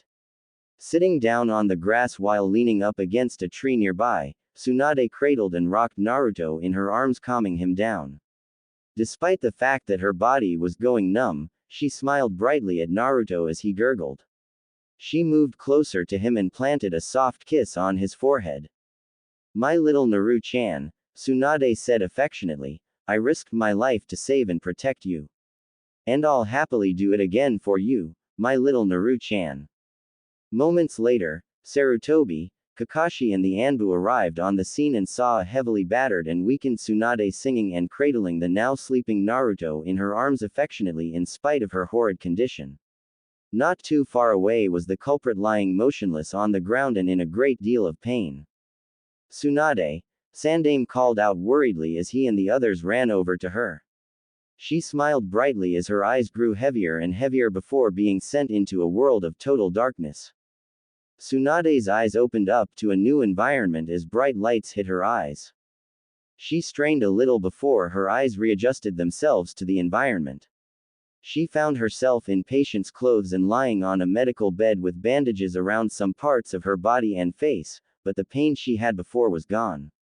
There was an IV needle inserted into her right arm within a few wire attached to her upper chest area where her heart and lungs were monitoring her vitals. She realized that she was at Konoha Hospital. Looking around her room, she saw that it was nicely decorated and had bouquets of various flowers with Yamanaka florist shop's compliments. There were wrapped gifts, baby accessories, congratulation and get well cards seated on 2 tables. Sitting up, she then turned and found Naruto resting peacefully in a medical baby crib stationed next to her bed. She smiled bright upon seeing that Naruto was safe and without so much of a scratch on him. Several minutes later, the door opened revealing Shizune, Kakashi, in his Anbu gear and dog mask, and Sandaime entering the room before closing the door behind them. Tsunade-sensei, Shizune said happily, you're finally awake. I was so worried. How long was I out? Tsunade inquired. Nearly 4 days, Sandaime answered. That missing nin contaminated you with a massive overdose of chakra poisoning. If you were an ordinary woman, you'd have certainly died within mere minutes. But because you're one of the Sannin, the poison didn't kill you, rather it served to severely weaken and eventually paralyze you. You fell into a coma after the poison took full effects on you. Needless to say, I'm happy we found you when we did after your battle. The crippled and disabled missing nin has been handed over to Ibiki for interrogations after we found that notepaper of his. Aside that, the doctors were able to fully heal you and completely remove the poison from out your body. Since then you've made a full recovery and will be able to leave this hospital very soon. How did you explain the whole village lockdown and search incident? Tsunade asked. Smiling, Sandaime explained, I explained to everyone that your newborn son was kidnapped by a traitorous shinobi who was intending on selling away your child to one of our enemy villages and that you went after the kidnapper yourself in spite the fact that the Anbu was on the job. If anything, kidnapping the son of one of the loyal legendary Sannin is an S-class crime. That explains all of the gifts and other valuables found here in my room, Tsunade acknowledged. Everyone believes Naruto to be my son. Officially, Sandaime interjected and smiled, he is your son. Senju Uzumaki Naruto is now his new official name. I already took care of all of the documentations and paperwork. You're officially his new mother. Tsunade smiled brightly on hearing that. Looking over at the still sleeping Naruto, she lifted him off his bed and cradled him in her arms affectionately. Looking at her, Sandaime said, you doubted whether you'd make a good mother to the child Tsunade. But after what Shizune explained to me and what I saw for myself after your battle with the kidnapper, I knew I made the best choice. Sighed, it grieves me though to think that all this time I was so worried about enemies from the outside kidnapping Naruto when also I should have been worried about potential traitors from inside these village walls. And it nearly cost us greatly. We live and learn, Sarutobi-sensei, Tsunade remarked, we can't always predict what'll happen next. Kakashi removed his Anbu dog mask and went over to the Naruto who was still resting in Tsunade's arms. He looked at the child with interest and said, I'm still trying to accept the fact that my master is trapped inside his own child. The irony of the situation is rather unique. It's a shame I won't be able to take care of the born Hokage child myself. After all, Naruto is the son of my master and is his father's former student. Kakashi, Sandaime interjected, causing the Anbu to turn to him and stand at attention. We already discussed that you'll be too busy as an Anbu to raise and look after Naruto, and I made it very clear that the boy will need balance in his life. Kakashi. However, Sandaime continued, after what happened a few days ago, it's clear that the boy will be facing dangerous enemies from both in and outside these village walls. Especially since that notepaper we found had names of a few of Yondaime's enemies. Personally, I'd hate to imagine what would happen if Yondaime's enemies were to get a hold of Naruto. Therefore, I would like for you to keep an eye on Naruto from time to time. Kakashi nodded wordlessly, willing to accept the task if that much. Sandaime returned his gaze back at Tsunade and said, Tsunade, since you'll be raising Naruto, I took care of the matter of where you, Shizune and Naruto will be residing at. You three will be living in a nice-sized 2-story house not too far from the Hokage Tower. The Genins have already moved all of both your and Shizune's things there. How much is it going to cost me? Tsunade joked, although she was truly in debt to some people whom she owes money to, some of debts resulted from her gambling habits. It won't cost you a thing, Sandaime assured, I bought the house and it's fully paid for. Everything else though will be on you. Except the gifts of course. Tsunade smiled and nodded wordlessly. Now with that taken care of, I'll be returning back to the Hokage Tower, Sandaime said, I'll assign some genins here to take all of the gifts and accessories here and bring them over to your new house Tsunade. Kakashi stand guard outside the room until the genins arrive here. Tsunade will be leaving for her new home this afternoon. Kakashi nodded before putting his mask back on as both he and Sandame exited the room, leaving both Shizune and Tsunade alone in the room with Naruto. The two women looked at the child who was now fully awake in Tsunade's arms. Life was going to be pretty interesting for Tsunade, Shizune and Naruto. Reconstruction of Konohagakure no Sato was currently underway. Everyone was working together to rebuild the village and help whomever were in need of relief and comfort because of Kyuubi's attack. Tsunade and Shizune were living in their new 2-story house with Sandame's compliments. They couldn't live in the Namikaze manor for obvious reasons since Naruto wasn't of age to claim his inheritance, however they were satisfied with what Sandame gave to them. It was a nicely sized house, comfortable enough for the three of them since they were going to be the only ones living there.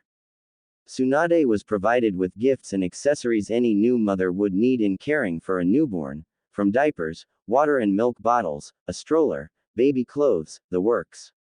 She took it that this treatment was given to her because she was the legendary slug Sannin, but she sure as hell wasn't complaining, especially since she didn't have to pay it back, much to her delight since she was already in a high debt rate. Over the month both Tsunade and Shizune looked up various books on child psychology and parenting and applied whatever helpful advice they found. As challenging as being a mother was, Tsunade was growing fonder of the role than she ever expected, and Shizune could testify to that. A week later, that afternoon at the Senju residence, Shizune was walking towards Tsunade's bedroom with a bowl of warm water and a washrag. Tsunade had intended on cleaning Naruto after he woke up from his nap. Reaching the door, she knocked on it and waited for a reply. Yes, Tsunade asked from inside her room.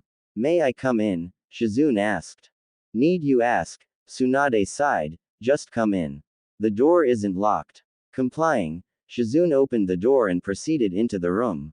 Tsunade-sensei, I got the bowl of warm water you ask. Shizune wasn't able to continue her statement when her eyes came upon a shocking sight. In front of her was Tsunade sitting on her futon Indian style with her sleeping kimono fully opened and hanging around her back and arms, exposing most of her slender body and white panties, leaving little to the imagination. Her long blonde hair was flowing freely down her bare back and shoulders. As for her injuries she had after her battle with the kidnapper, Tsunade's full recovery revealed not a single scar or blemish, much to her delight. Being cradled in her arms was Naruto, who to Shizune's surprise was sucking on Tsunade's left while her bra was resting at the side on her futon. Shizune almost dropped the bowl of water had she not regained her composure from the shock. Tsunade-sensei, Shizune exclaimed, when did you started feeding? I started 8 days ago, Tsunade smiled as she looked down to see Naruto continuing to draw milk from her. 8 days ago, Shizune repeated in surprise and shocked that she wasn't aware of this.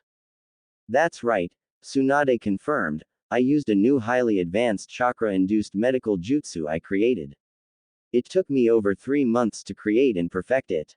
I call it Yudo Togi no Jutsu. It's a new medical jutsu for women who wish to be infant nursing women, or wet nurses so to speak. I'm the first to use this prototype medical jutsu of my own creation, and as you can see, it turned out to be a real success. Maybe I'll teach this jutsu to you someday. Shizune blushed heavily upon hearing that as she watched the scene in amazement as she noticed that Tsunade had a new glow to her, one she has never seen since Nawaki and Dan's deaths. Over the past couple of weeks, she noticed the gradual changes Tsunade's behavior was undergoing as she started being more attached to Naruto. Needless to say, the young girl was happy to see Tsunade breaking out of her hard and cold shell that would have completely overtook her had it not been for Sandame's sincere supplication to her to adopt Naruto.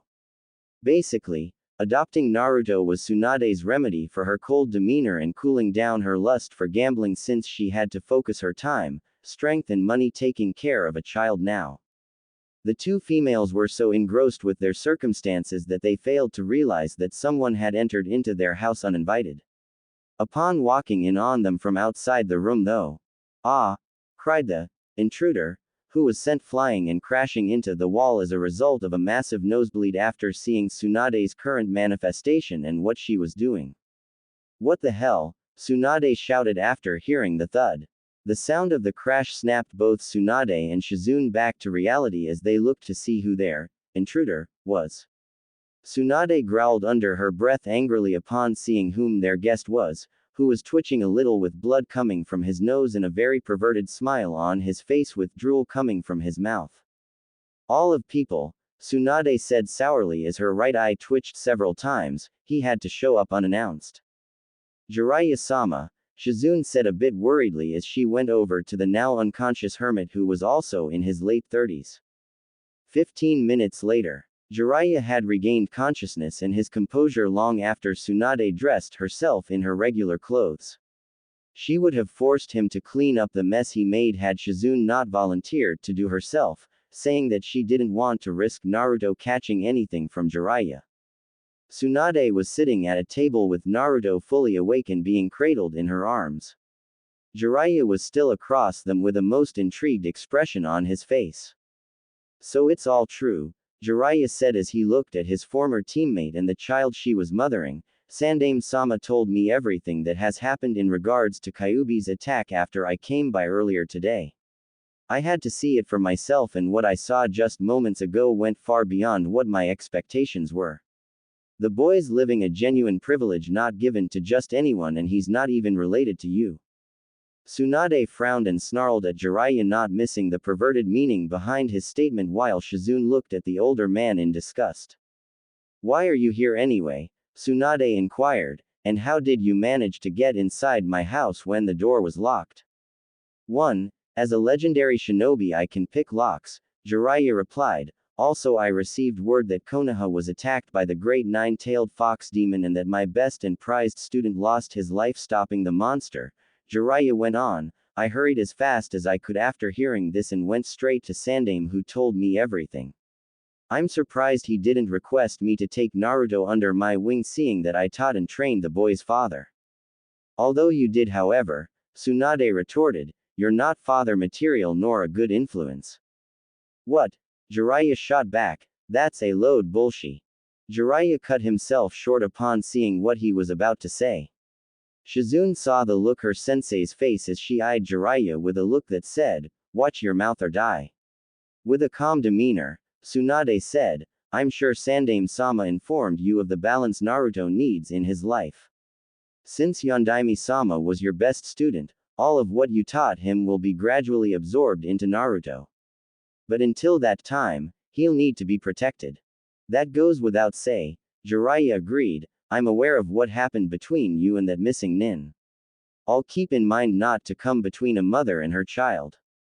Tsunade smirked. Jiraiya at that point got serious. Though the boy will gradually absorb Yondaime's knowledge and his other attributes, however, he'll need someone to help him understand how to use and control it. Something like what Naruto will experience as he grows up could more than likely overwhelm and possibly drive him insane, which would be catastrophic for both himself and everyone else, and he'll need us to help him through it. An insane Yondaime would plunge Konoha into the ground. Since I taught the boy's father, it's only appropriate that I do likewise with his son and help where I can. Tsunade thought about what Jiraiya was telling her and she found a measure of truth in his words. After contemplating on it, she replied, I see where you're getting at. Something like what you say could happen if not prevent, and it could spell disaster. Nevertheless, I won't let that happen. I'll do whatever I must to protect my son, no matter the cost. Jiraiya was seeing how attached Tsunade was becoming to Naruto, especially after hearing the special emphasis she placed on the word, my. It wasn't too surprising seeing how attached she was to her kid brother Nawaki and lover Dan before they were killed. If anything, Jiraiya acknowledged, Tsunade was not about to lose Naruto for whatever reason. Ironies can be so cruel sometimes, Tsunade, Jiraiya thought. Just then, Tsunade smelled an unwelcoming odor coming from the bundle she was cradling. Sighing, she got up and prepared to change Naruto. Shizune got the sterilizing wipers and clean diapers, handing them over to Tsunade as she changed and cleaned Naruto. All the ninjutsu, genjutsu, kinjutsu, and medic jutsu in the world, Tsunade complained, and not one diaper change no jutsu. Shizune and Jiraiya stifled on a laugh that partially leaked from their mouths upon hearing that. Tsunade finally finished change and clean her son. All done, Tsunade said happily before telling Shizune to get Naruto's food to her. Complying, Shizune went and prepared Naruto food before returning. Looking over at Tsunade, Jiraiya asked, "You wouldn't mind if I hold little Naruto, would you?" Tsunade thought about it and after a few seconds she decided to grant her former teammate's request. Taking Naruto into his arms, Jiraiya held and looked at the young boy. Who'd have thought that my best prodigy would have ended up in this circumstance, Jiraiya thought, if the Akatsuki were to actually get a hold of Naruto, I can only imagine what horrors would become a reality if they were to mold him in their cruel likeness. Moments later, Shizune came back Naruto's food and set it down on the table. Tsunade took Naruto back from Jiraiya and began feeding Naruto herself. Jiraiya watched quietly as Tsunade tended to Naruto's needs with much affection. He recalled that the last time she was ever this affectionate was during the times Nawaki and Dan were still alive. It amazed Jiraiya that Naruto had such an impact on Tsunade's life, excluding the fact that he's the son of Yondaime Hokage. Getting up off his seat, Jiraiya said, "Well now, I must be on my way now. I'm late for my new research I have to do." Tsunade knew all too well what Jiraiya had in mind as she shot him an annoyed look. Jiraiya grinned before going over and leaning down at Naruto. "I'll be seeing you soon, Neo Yondaime Hokage."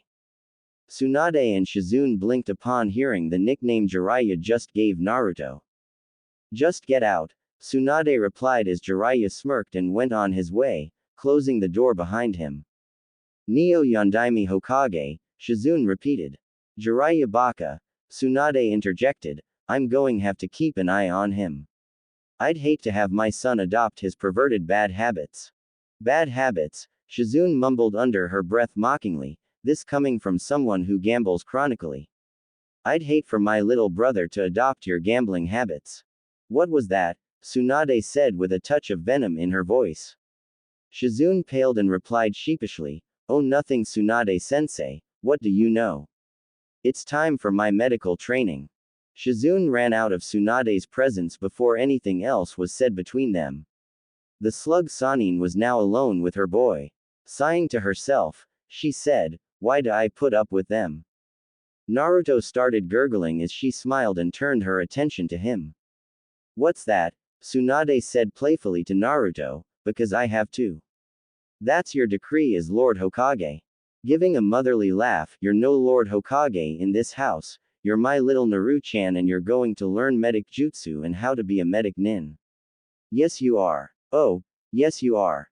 Naruto smiled back at her with his toothless smile almost as if he understood her words, causing Tsunade to smile even brighter. Unknown to Tsunade was that the entire scene was being watched by Sandaime, who was looking upon them from his specially crystal ball. Needless to say, he was very happy for both Naruto and Tsunade. That night, many in Konoha were all fast asleep save for Konoha police and the Anbu.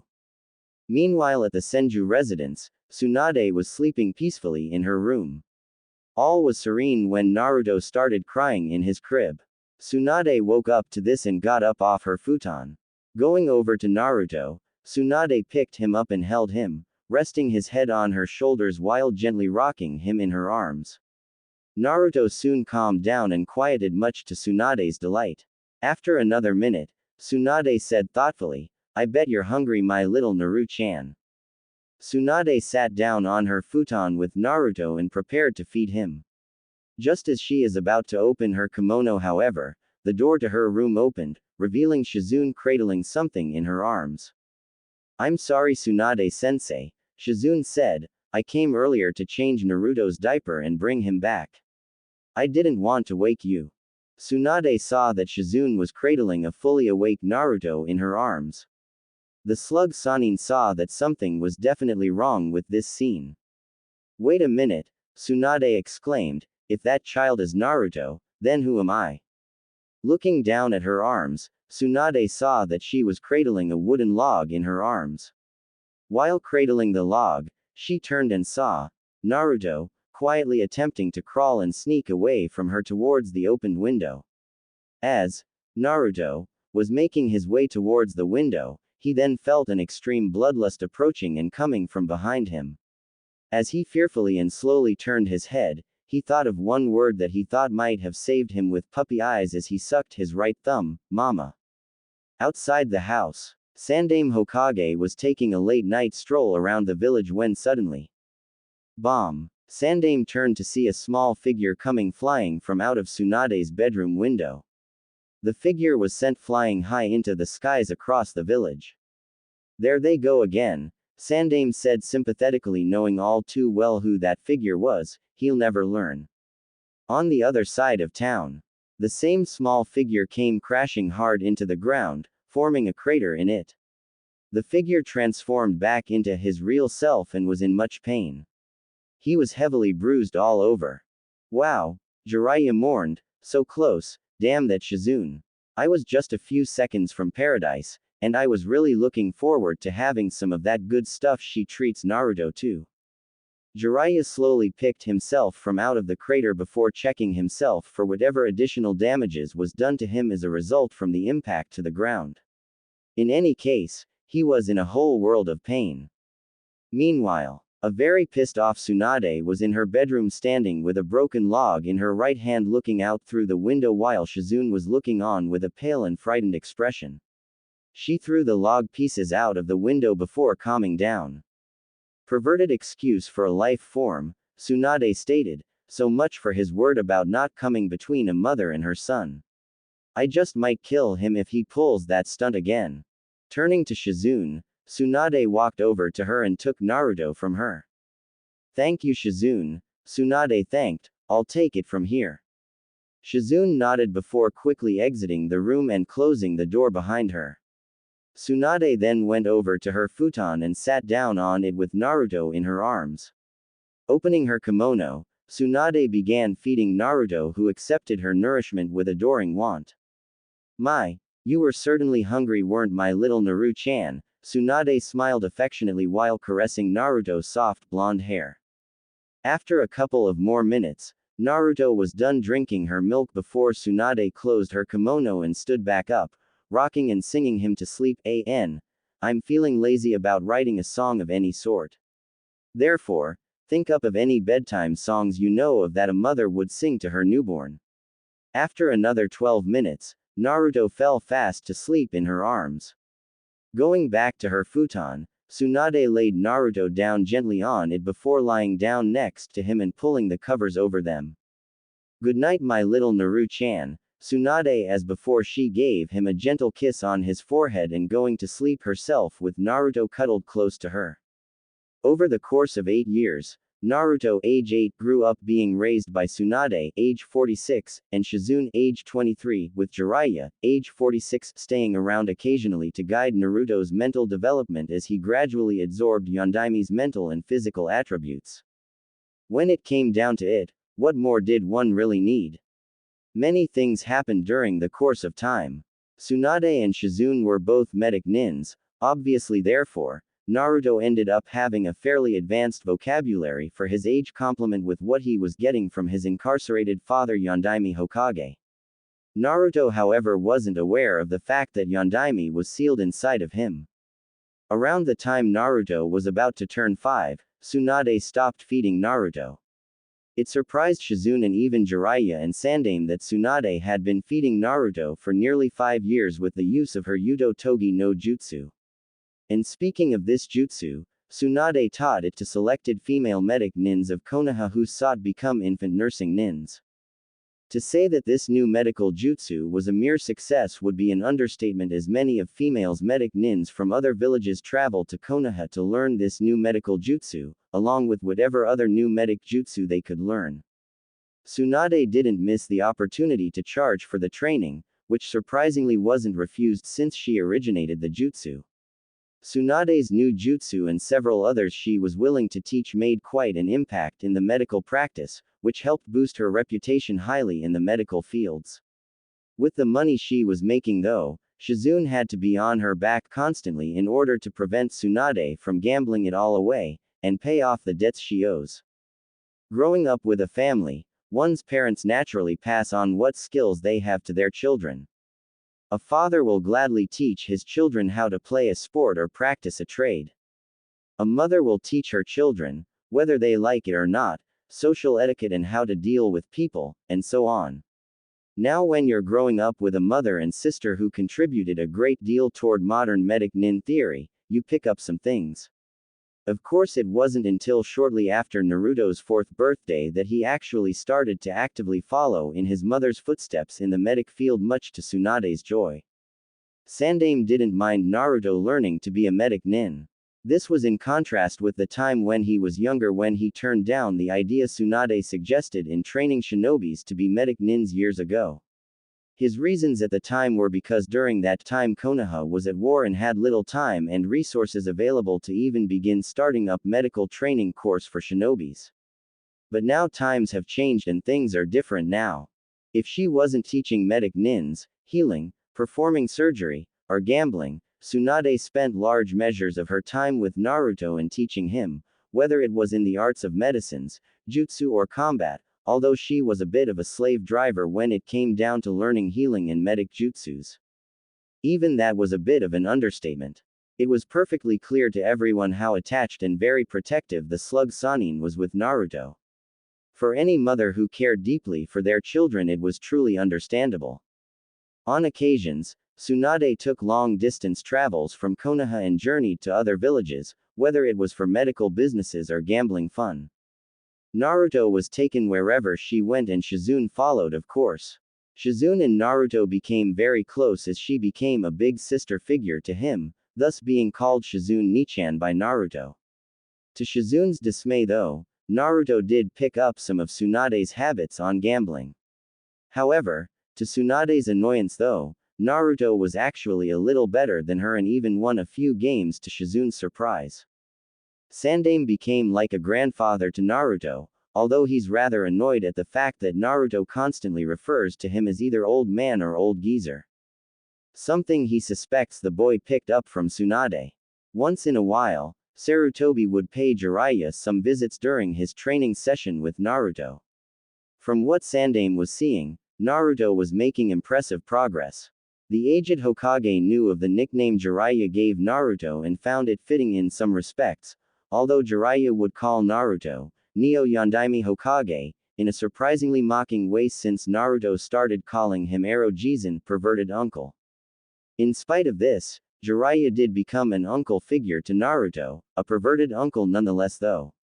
Although he helped in training Naruto in how to control some of what he already acquired from Yondaime without his knowing of it yet, however, Naruto grew annoyed at the number of times Jiraiya would get distracted for periods of time in looking at pretty girls and women when he was supposed to be training him instead.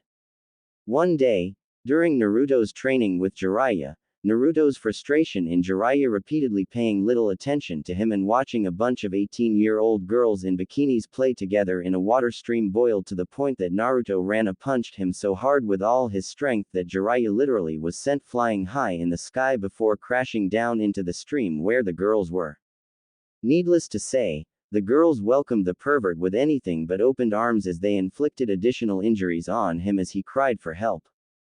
Tsunade laughed her off in tears when she found out about the incident.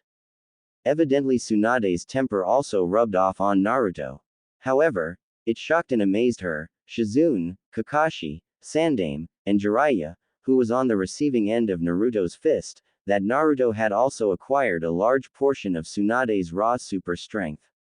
Tsunade's research revealed that her almost 5-year practice and use of her Yudo Togi no Jutsu, wet nursing technique, with Naruto resulted in Naruto being permanently infused with her strength since her milk was induced with her chakra. However, it seemed that he was only able to tap into that raw strength in large quantities during a mental or emotional episode of some sort.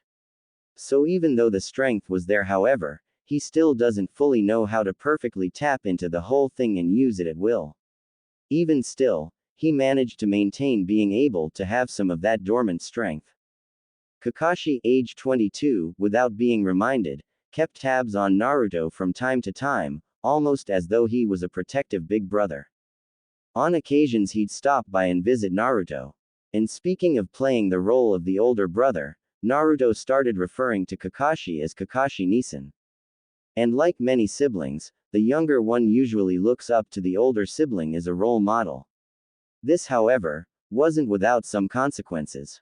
Naruto started imitating Kakashi in the use of wearing a ninja mask like he does, which he started after turning 6 years old. Also, Kakashi would sometimes spoil Naruto when they hanged out together, and sometimes he'd spar with Naruto also. Kakashi was also known for being a major fan, like so many, of Ika Ika Paradise, a famously known graphic adult series written by Jiraiya the Toad Sannin himself. One day, Naruto managed to get a hold of one of Kakashi's latest and rare edition books and read through it. What he saw and read shocked and at the same time, fascinated him to the point that he had to find out what more. The detailed erotic and images Naruto was studying only served to capture more of his attention. What he learned from that one book inspired him to create a new form of jutsu, one he'd use on perverts like Jiraiya or any other shinobi who'd fall victim to a most arousing and erotic sight. The irony was indescribable. After Kakashi realized that his new book was missing, he frantically searched all other for it for 2 days, until he found it with Naruto, who was reading the book for a third time. Naruto apologized but explained that after seeing him read those books so many times, it sparked his curiosity to see what was so interesting about it, so he took his new one the moment he saw that his guard was down and read the whole book through. Rather than being angry, Kakashi was impressed by the boy's ability to outwit him, but then again, Naruto was infused with his master who taught him the ways of the shinobi. Naruto wanted to use and test out his new jutsu on Kakashi, but decided against it since Kakashi wasn't mad at him. He called his new jutsu, Waroke no Jutsu. While growing up, Naruto became a major addict for ramen. It was no surprise to Jiraiya that Naruto would unknowingly be like his father, who like him, was a ramen addict. Tsunade had to be on his back about eating healthy foods, fruits and vegetables and not an excessive amount of starch and carbohydrates. Although Naruto did eat the other healthy foods as Tsunade told him to, however, he would retort back to his mother about her unquenched love for sake, resulting in them hitting occasional stalemates. A month later, Tsunade was sleeping on her futon in her bedroom that night when a small figure entered her room. The figure made his way toward her when Tsunade turned and opened her eyes to the young boy stopping where he was and standing in front of her. "Naru-chan," Tsunade said, "why are you awake? Shouldn't you be in bed sleeping?" Nervously, while hold his right arm that seemed be hurting for some unknown reason, he answered, "Ka-chan, I had a very bad dream. Can I sleep here, with you?" It didn't take a scientist to see that Naruto was very frightened about whatever nightmare he had. Instead of asking about what his nightmare was, she simply grabbed and raised her blanket, granting Naruto access to sleep on her futon with her. Happily, Naruto hurried and climbed in, hugging Tsunade as though she was his only sanctuary and source of protection. She threw the blanket over them and embraced her son as he fell asleep next to her. 3 weeks later, Naruto's nightmares have been occurring on a weekly basis. A few times he woke up screaming in terror and fear, waking Tsunade and Shizune who'd run into his room to check on Naruto. On a few of these occasions when those same nightmares occurred, they noticed that his right arm reddened a bit. They didn't know what to make of it. They ran some examinations on his arm to see if they could find anything. To their frustration, they found very little that could help with Naruto's condition. When asked about what he sees in his nightmares, Naruto told them that he saw a giant red furry monster, viciously killing and destroying everyone and everything in its path with all its fury. He added that the monster was called Kyuubi no Yoko. Hearing this story sent a cold chill down Tsunade and Shizune's backs. They couldn't understand why Naruto started having realistic nightmares about the nine-tailed fox and why his right arm would turn red when those nightmares occurred. Thus far, he had 9 nightmares of Kyuubi. A week later, Naruto was in Sandame's office that morning after Tsunade and Shizune went to work at the hospital. The present Hokage had called Naruto in, wishing to discuss something with him. Naruto was now standing in front of Sandaime with his now long blonde hair that reached down his back in a braided ponytail, with some spiked hairs resting over his forehead. Tsunade evidently allowed the boy to let his hair grow over the years. Naruto was also wearing a blackish-blue ninja mask like the one Kakashi wears and also blackish-blue pants and shirt with black sandals and white bandage-like wrappings going about his legs from within the bottle of his pant to inside his sandals. He also wore fingerless black gloves and a gray robe-like vest similar to the one Tsunade wears with a dark blue sash tied around his waist. Sandaime saw how Naruto was taking after Kakashi outwardly, and he also knew that Naruto was taking after Yondaime in others ways the boy wasn't aware of as of yet. Okay Jisun, Naruto said, what am I here for? Sandaime frowned at the name he was called again. He practically lost count on the number of times Naruto called him that. You're here to be informed that you'll be starting attendance at the Konoha Academy starting tomorrow. Naruto's face looked like it fell off upon hearing those words. What? Naruto exclaimed in disbelief, have you gone senile? Sandaime was tempted to bop Naruto on the head for that remark but remained calm as he took another puff from his pipe. I'm perfectly fine, thank you. Seriously, however, it's a mandatory procedure for all children in Konoha, you included. It's essential that you go through the 4-year procedures of attending and graduating from the academy to become a genin and climb the shinobi ranks from there. 4 years? Naruto argued in outrage, you can't be serious. I'm at a much advanced level than those newbies. On top of that, I'm training with 2 Sanins, being raised by one of them who happens to be my mother, and once in a while Kakashi Nissen spars with me and he's an Anbu captain. Sandaime couldn't deny the truths Naruto was telling him, especially since he witnessed how Naruto have been developing over the years. Indeed, Naruto was stronger, faster, and smarter than normal. If anything, Naruto was most likely at Junin level now, but his development to Kage level was still in progress and had several more years to go.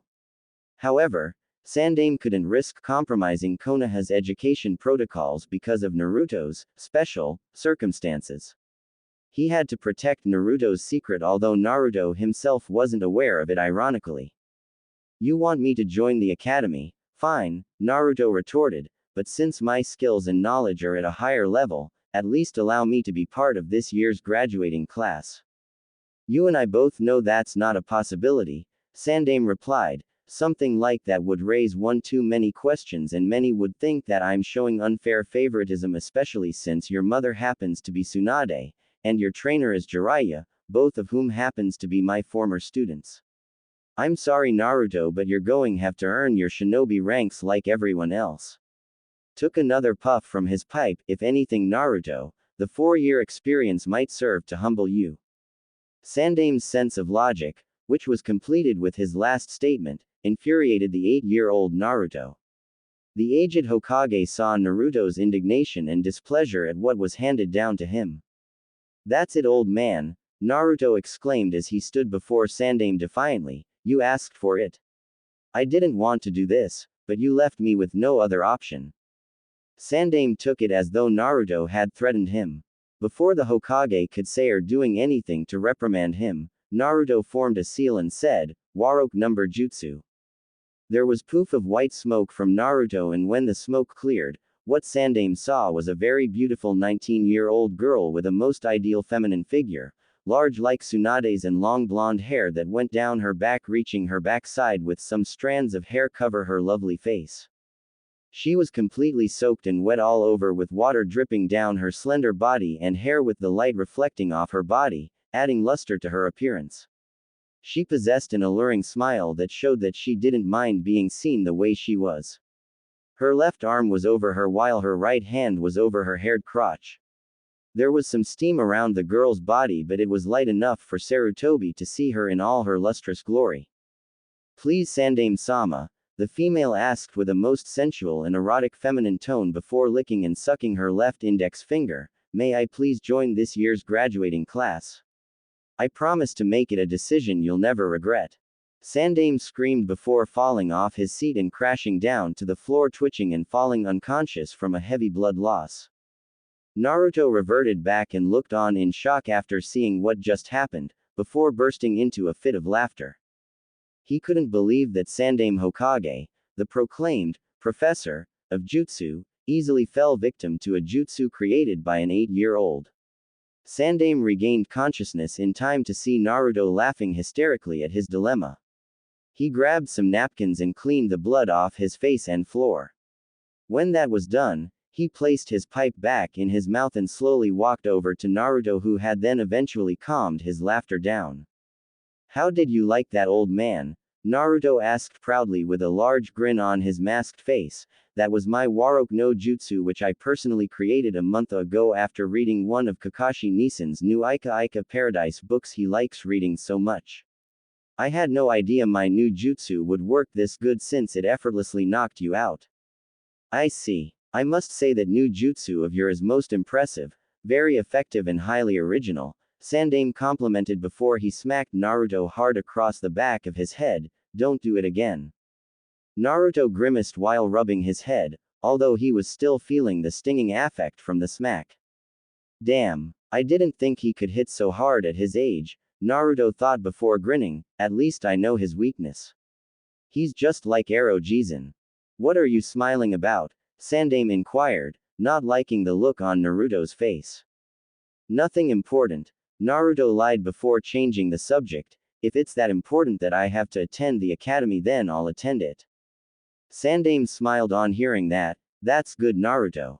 Your instructor will be Yumino Iruka and you'll report to him tomorrow morning with your new classmates. And one other thing, Naruto."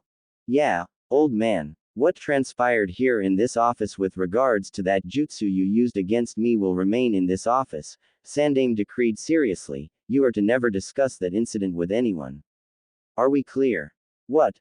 Naruto whined. "Why can't I? Disobey me and I'll pass a law through the entire village and neighboring smaller villages that are extensions of Konoha, forbidding anyone from feeding, selling or making ramen of any sort for you again, ever." Hearing those words sent a very cold chill down Naruto's back as his face paled. Life with no ramen, Naruto mentally mourned in horror, forbidden from ever eating ramen again. That's just cruel and inhuman. Naruto knew not to take Sandame's warning lightly as his shoulders slumped down. Sandame smiled, satisfied with himself, knowing fully well how addicted Naruto was to ramen, just like Minato was. "Fine, you win, Jisun," Naruto conceded. "I won't go telling anyone how you were knocked out from my Warok no Jutsu. It's not worth forever giving up my privilege for eating ramen." "I'm glad that you see it my way," Sandame retorted. "All preparations for you being placed in Iruka's class have already been taken care of, Naruto. But there's no need to be upset about the thought of going to the academy. All in all, I'm certain you'll make some new friends there, I'm sure. And a good shinobi knows when and how to make good friends who ultimately make great allies. Therefore, more is involved in going to the academy than just learning the ways of the ninja and the history of our nation. Give it a chance, I'm sure you'll enjoy your experience. With that said, you can hurry to Jiraiya. I'm sure he's waiting for you." Naruto started on his way when. "Naruto." The boy turned to Sandame, who now had a look of concern on his face. Sandame continued, "I heard from your mother that you've been having bad nightmares. Is everything alright now?" "I'm fine," Naruto assured. "I haven't had one for a week now, so I'm okay."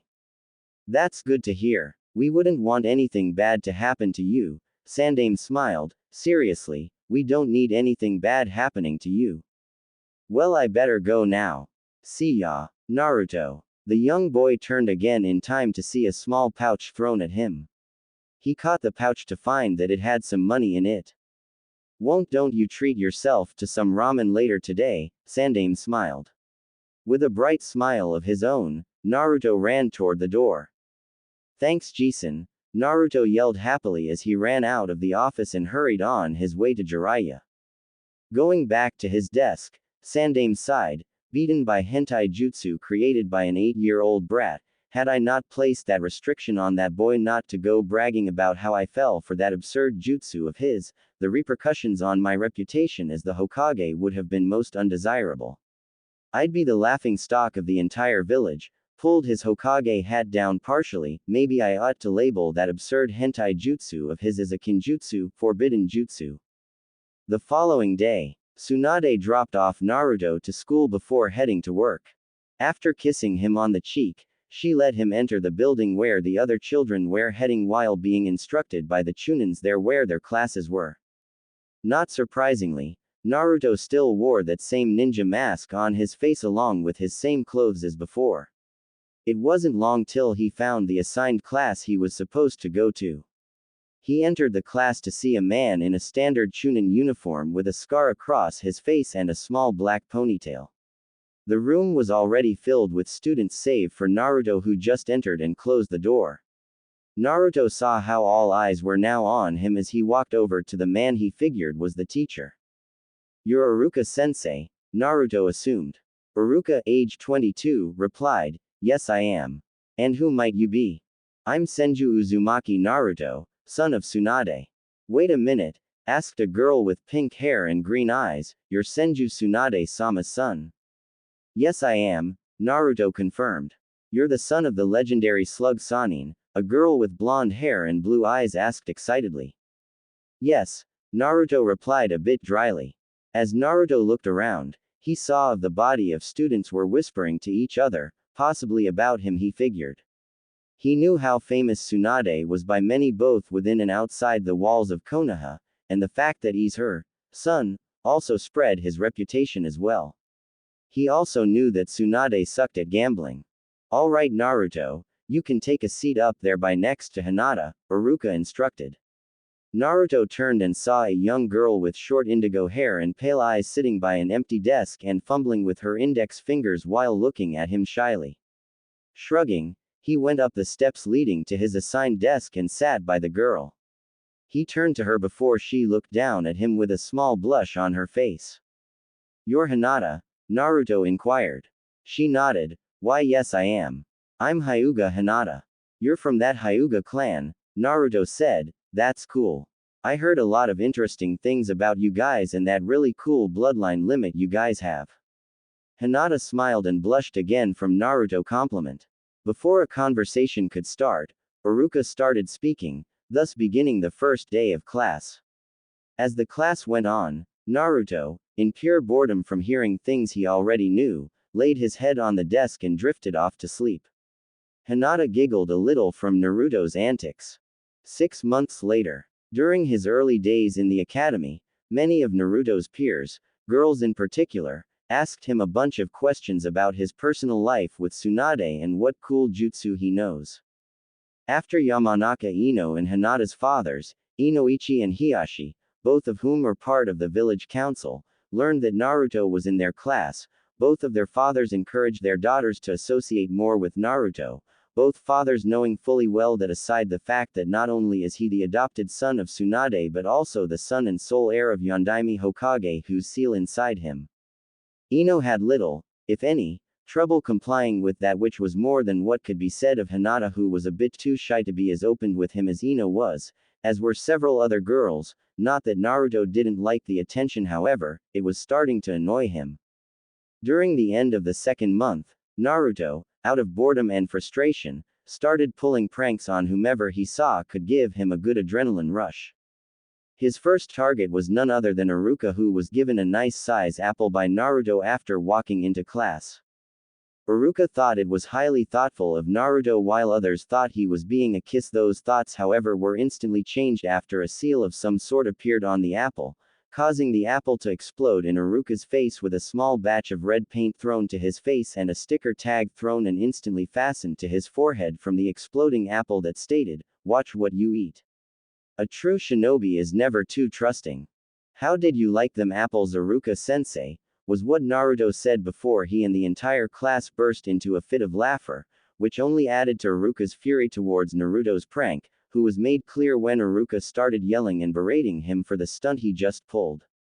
Naruto told him that if he truly intended to kill him, then he'd already be dead from having needles burst into his face instead of the red paint and sticker tag on his face. The thought that Naruto's prank turned a Chunin into a live-action joke and lesson within seconds had the class look at Naruto in astonishment. Since then, Naruto started pulling several other pranks on unsuspecting Chunins and Junins, and once in a blue moon, a few Anbu. This led to Naruto being occasionally chased around the village by the Chunins and Junins he'd pull his pranks on. This in effect gave the villagers some good laughs that were well needed. The idea of seeing the son of the slug Sannin pulling childish yet cleverly planned pranks on Chunin, Junin and Anbu level shinobis and finding ways to evade being caught by them much to their irritation was quite comical. Of course his pranks didn't go unnoticed by Kakashi, Shizune, Jiraiya, Tsunade or Sandaime. The Hokage himself was given some good laughs from watching some of Naruto's pranks on the Chunins and Junins, happy that he wasn't on the receiving end of those well-devised pranks. For Kakashi, Shizune, Jiraiya, Tsunade and Sandaime, not only was the very thought of an 8-year-old yondaime, namely Naruto, pulling off those well-thought-out pranks on unsuspecting shinobis quite comical, but it also reinforced the fact that Yondaime Hokage was indeed an excellent strategist during his younger days before becoming a Hokage. Though none of his pranks actually hurt anyone, it only served to make Naruto look like a mischievous troublemaker among the Chunins and Junins. When confronted by the victimized shinobis in front of Tsunade and Sandaime about his pranks, he told them that it was all in good harmless fun. It annoyed the Chunins and Junins to hear Naruto's childish sense of logic, however there was more to Naruto's pulling his pranks than he let on. In spite of all this thought, it amazed many to see how smart, strong and fast Naruto was for his age with the stamina he possessed, which unfortunately made him the envy and an unpopular figure among some of the guys. One older bully tried to fight Naruto with the intent to prove that Naruto was nobody special just because he was the son of a Sannin. Needless to say, the older bully effortlessly had his handed to him after Naruto planted one swift punch into his gut, instantly knocking him unconscious in front of the body of students, some of whom were expecting a long fight. That incident only served to heighten Naruto's reputation among the students who were aware of Tsunade's monstrous strength. They figured that he inherited it from her.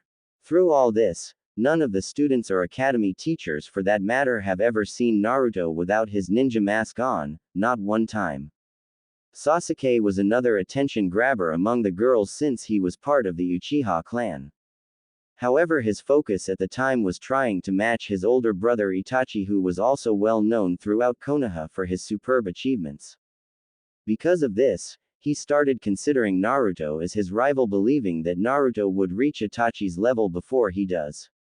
Naruto though tried to be friends with him, however Sasuke wasn't interested and instead told him that he has to surpass him in order to match his brother and gain his acknowledgement. It saddened Naruto that Sasuke rejected his offer of friendship. Naruto felt that he and Sasuke could relate to each other in that they were both annoyed at how people considered them of any worth just because of whom they were related to or what bloodline limit they had. Still, Naruto was persistent in trying to gain Sasuke's friendship in whatever way he could. In regards to Iruka, it annoyed him to no end that Naruto would use his class to sleep in and yet have the capacity to pass and even ace his tests, but what did you expect when your mother is a Sannin and medic specialist? Some in the class found it humorous, some of the girls found it cute, one Nara Shikamaru found it troublesome. During the end of the 5th month, the Uchiha massacre occurred. Men, women and children of the entire Uchiha clan were ruthlessly slaughtered in one night with only 2 survivors. These survivors were Sasuke and his older brother Itachi, a former Anbu captain who was responsible for slaughtering the clan and leaving Sasuke alive for unknown reasons before leaving Konoha as an S-level missing nin. Sasuke was crushed and devastated by the horrific event carried out by the one person he held in high regards and wanted acknowledgement from most. Naruto, after learning about the massacre, tried to console Sasuke in whatever way he could. He had little success at first, but Sasuke slowly started opening up to him, although not as much as Naruto would have liked it, but it was a start. Naruto also started talking a little more with Hinata, much to the shy Hyuga's heiress's surprise. He found being around her a bit more relaxing and calm. Naruto saw how Hinata blushed and stuttered often and was clueless as to why. Like in Sasuke's case though, Naruto felt he could also relate to Hinata in that she also didn't like how people considered her or anyone else of any worth just because of whom she was related to or what bloodline limit she who born with. 2 days later. Late that evening, Naruto was training by himself in a training field outside the village. It was one of the training grounds Jiraiya would regularly take him to teach him there. Occasionally Naruto would train by himself till it was late, and sometimes return home only to be scolded by Tsunade for coming home past curfew. He'd usually mumble something along the lines about how does it make sense for a shinobi to be given a nighttime curfew if they're expected to handle serious missions during late hours. In any case, Naruto was working out some steam after being told off by Iruka for falling asleep in class again. Iruka baka, Naruto snorted, still feeling irritated, as if I'm the only one who falls asleep his class. There's that other kid, what's his name, Shikamaru, who constantly gets bored in class and falls asleep as well. And yet I get yelled whenever I fall asleep. Of course, there were other factors that frustrated Naruto. The fact that his right arm would start hurting a lot out of nowhere whether he was sleeping or awake, which has been the case for several months with no satisfying answers to fix the problem added to it. Alongside the fact that on several occasions during the passing months he'd have realistic nightmares of Kyuubi. These factors were also among the reasons for his pranks and intense solo training. It was to distract him from his problems and frustration, and relieve him of his stress, even if only temporarily. After another 10 minutes, Naruto called it a night and decided to head back home. On his way, though his right arm started hurting again, this a whole lot more than usual. The pain was excruciating as he cried out loudly from the pain with tears falling from his eyes. It was as though his arm was on fire, literally. He pulled his fingerless gloves off and that was when a burst of chakra came from his arm, from the elbow down to his fingers. The thing about it was that the chakra wasn't blue, it was red. Adding to the pain was the fact that Naruto felt burning sensations on his masked cheeks as if someone slashed both sides of his face with a three-clawed gauntlet that was on fire. He pulled his mask down in hopes that the cool breeze would help to calm the pain a little, but it was to no success as 3 jagged designed whisker marks appeared on both sides of his face. Naruto screamed louder as the power of the red chakra intensified to higher levels till his arms grew heavier and heavier before a quarter-sized circular tear appeared on his palm with some blood now pouring out from it. Unable to hold up his unnaturally loaded arm, Naruto's bleeding hand slammed down to the ground, causing the red chakra to flow into and through the ground away from him into the opening in front of him. Moments later, a glowing seal of some sort appeared on the ground and a mighty burst of white smoke appeared from where that seal was, covering the scene in front of Naruto, giving off a killer intent filled with unparalleled bloodlust. When the smoke cleared, Naruto's eyes widened in sheer fright and terror at what he was beholding before him. It was the very same 9-tailed monster he's been seeing repeatedly in his nightmares. You're Kyuubi, Naruto barely voiced. Indeed, it was the fearsome Kyuubi no Yoko, wagging all 9 of his large tails in all their glory. The massive beast, seeing Naruto, leaned in closer to him until they were face to face. Detecting a scent similar to that of Yondaime Hokage radiating off Naruto, the great fox narrowed his red eyes venomously as he looked upon the frightened child whose right was still flared with red chakra. With his deep and inhuman voice, Kyuubi said, "I want to devour you, kid."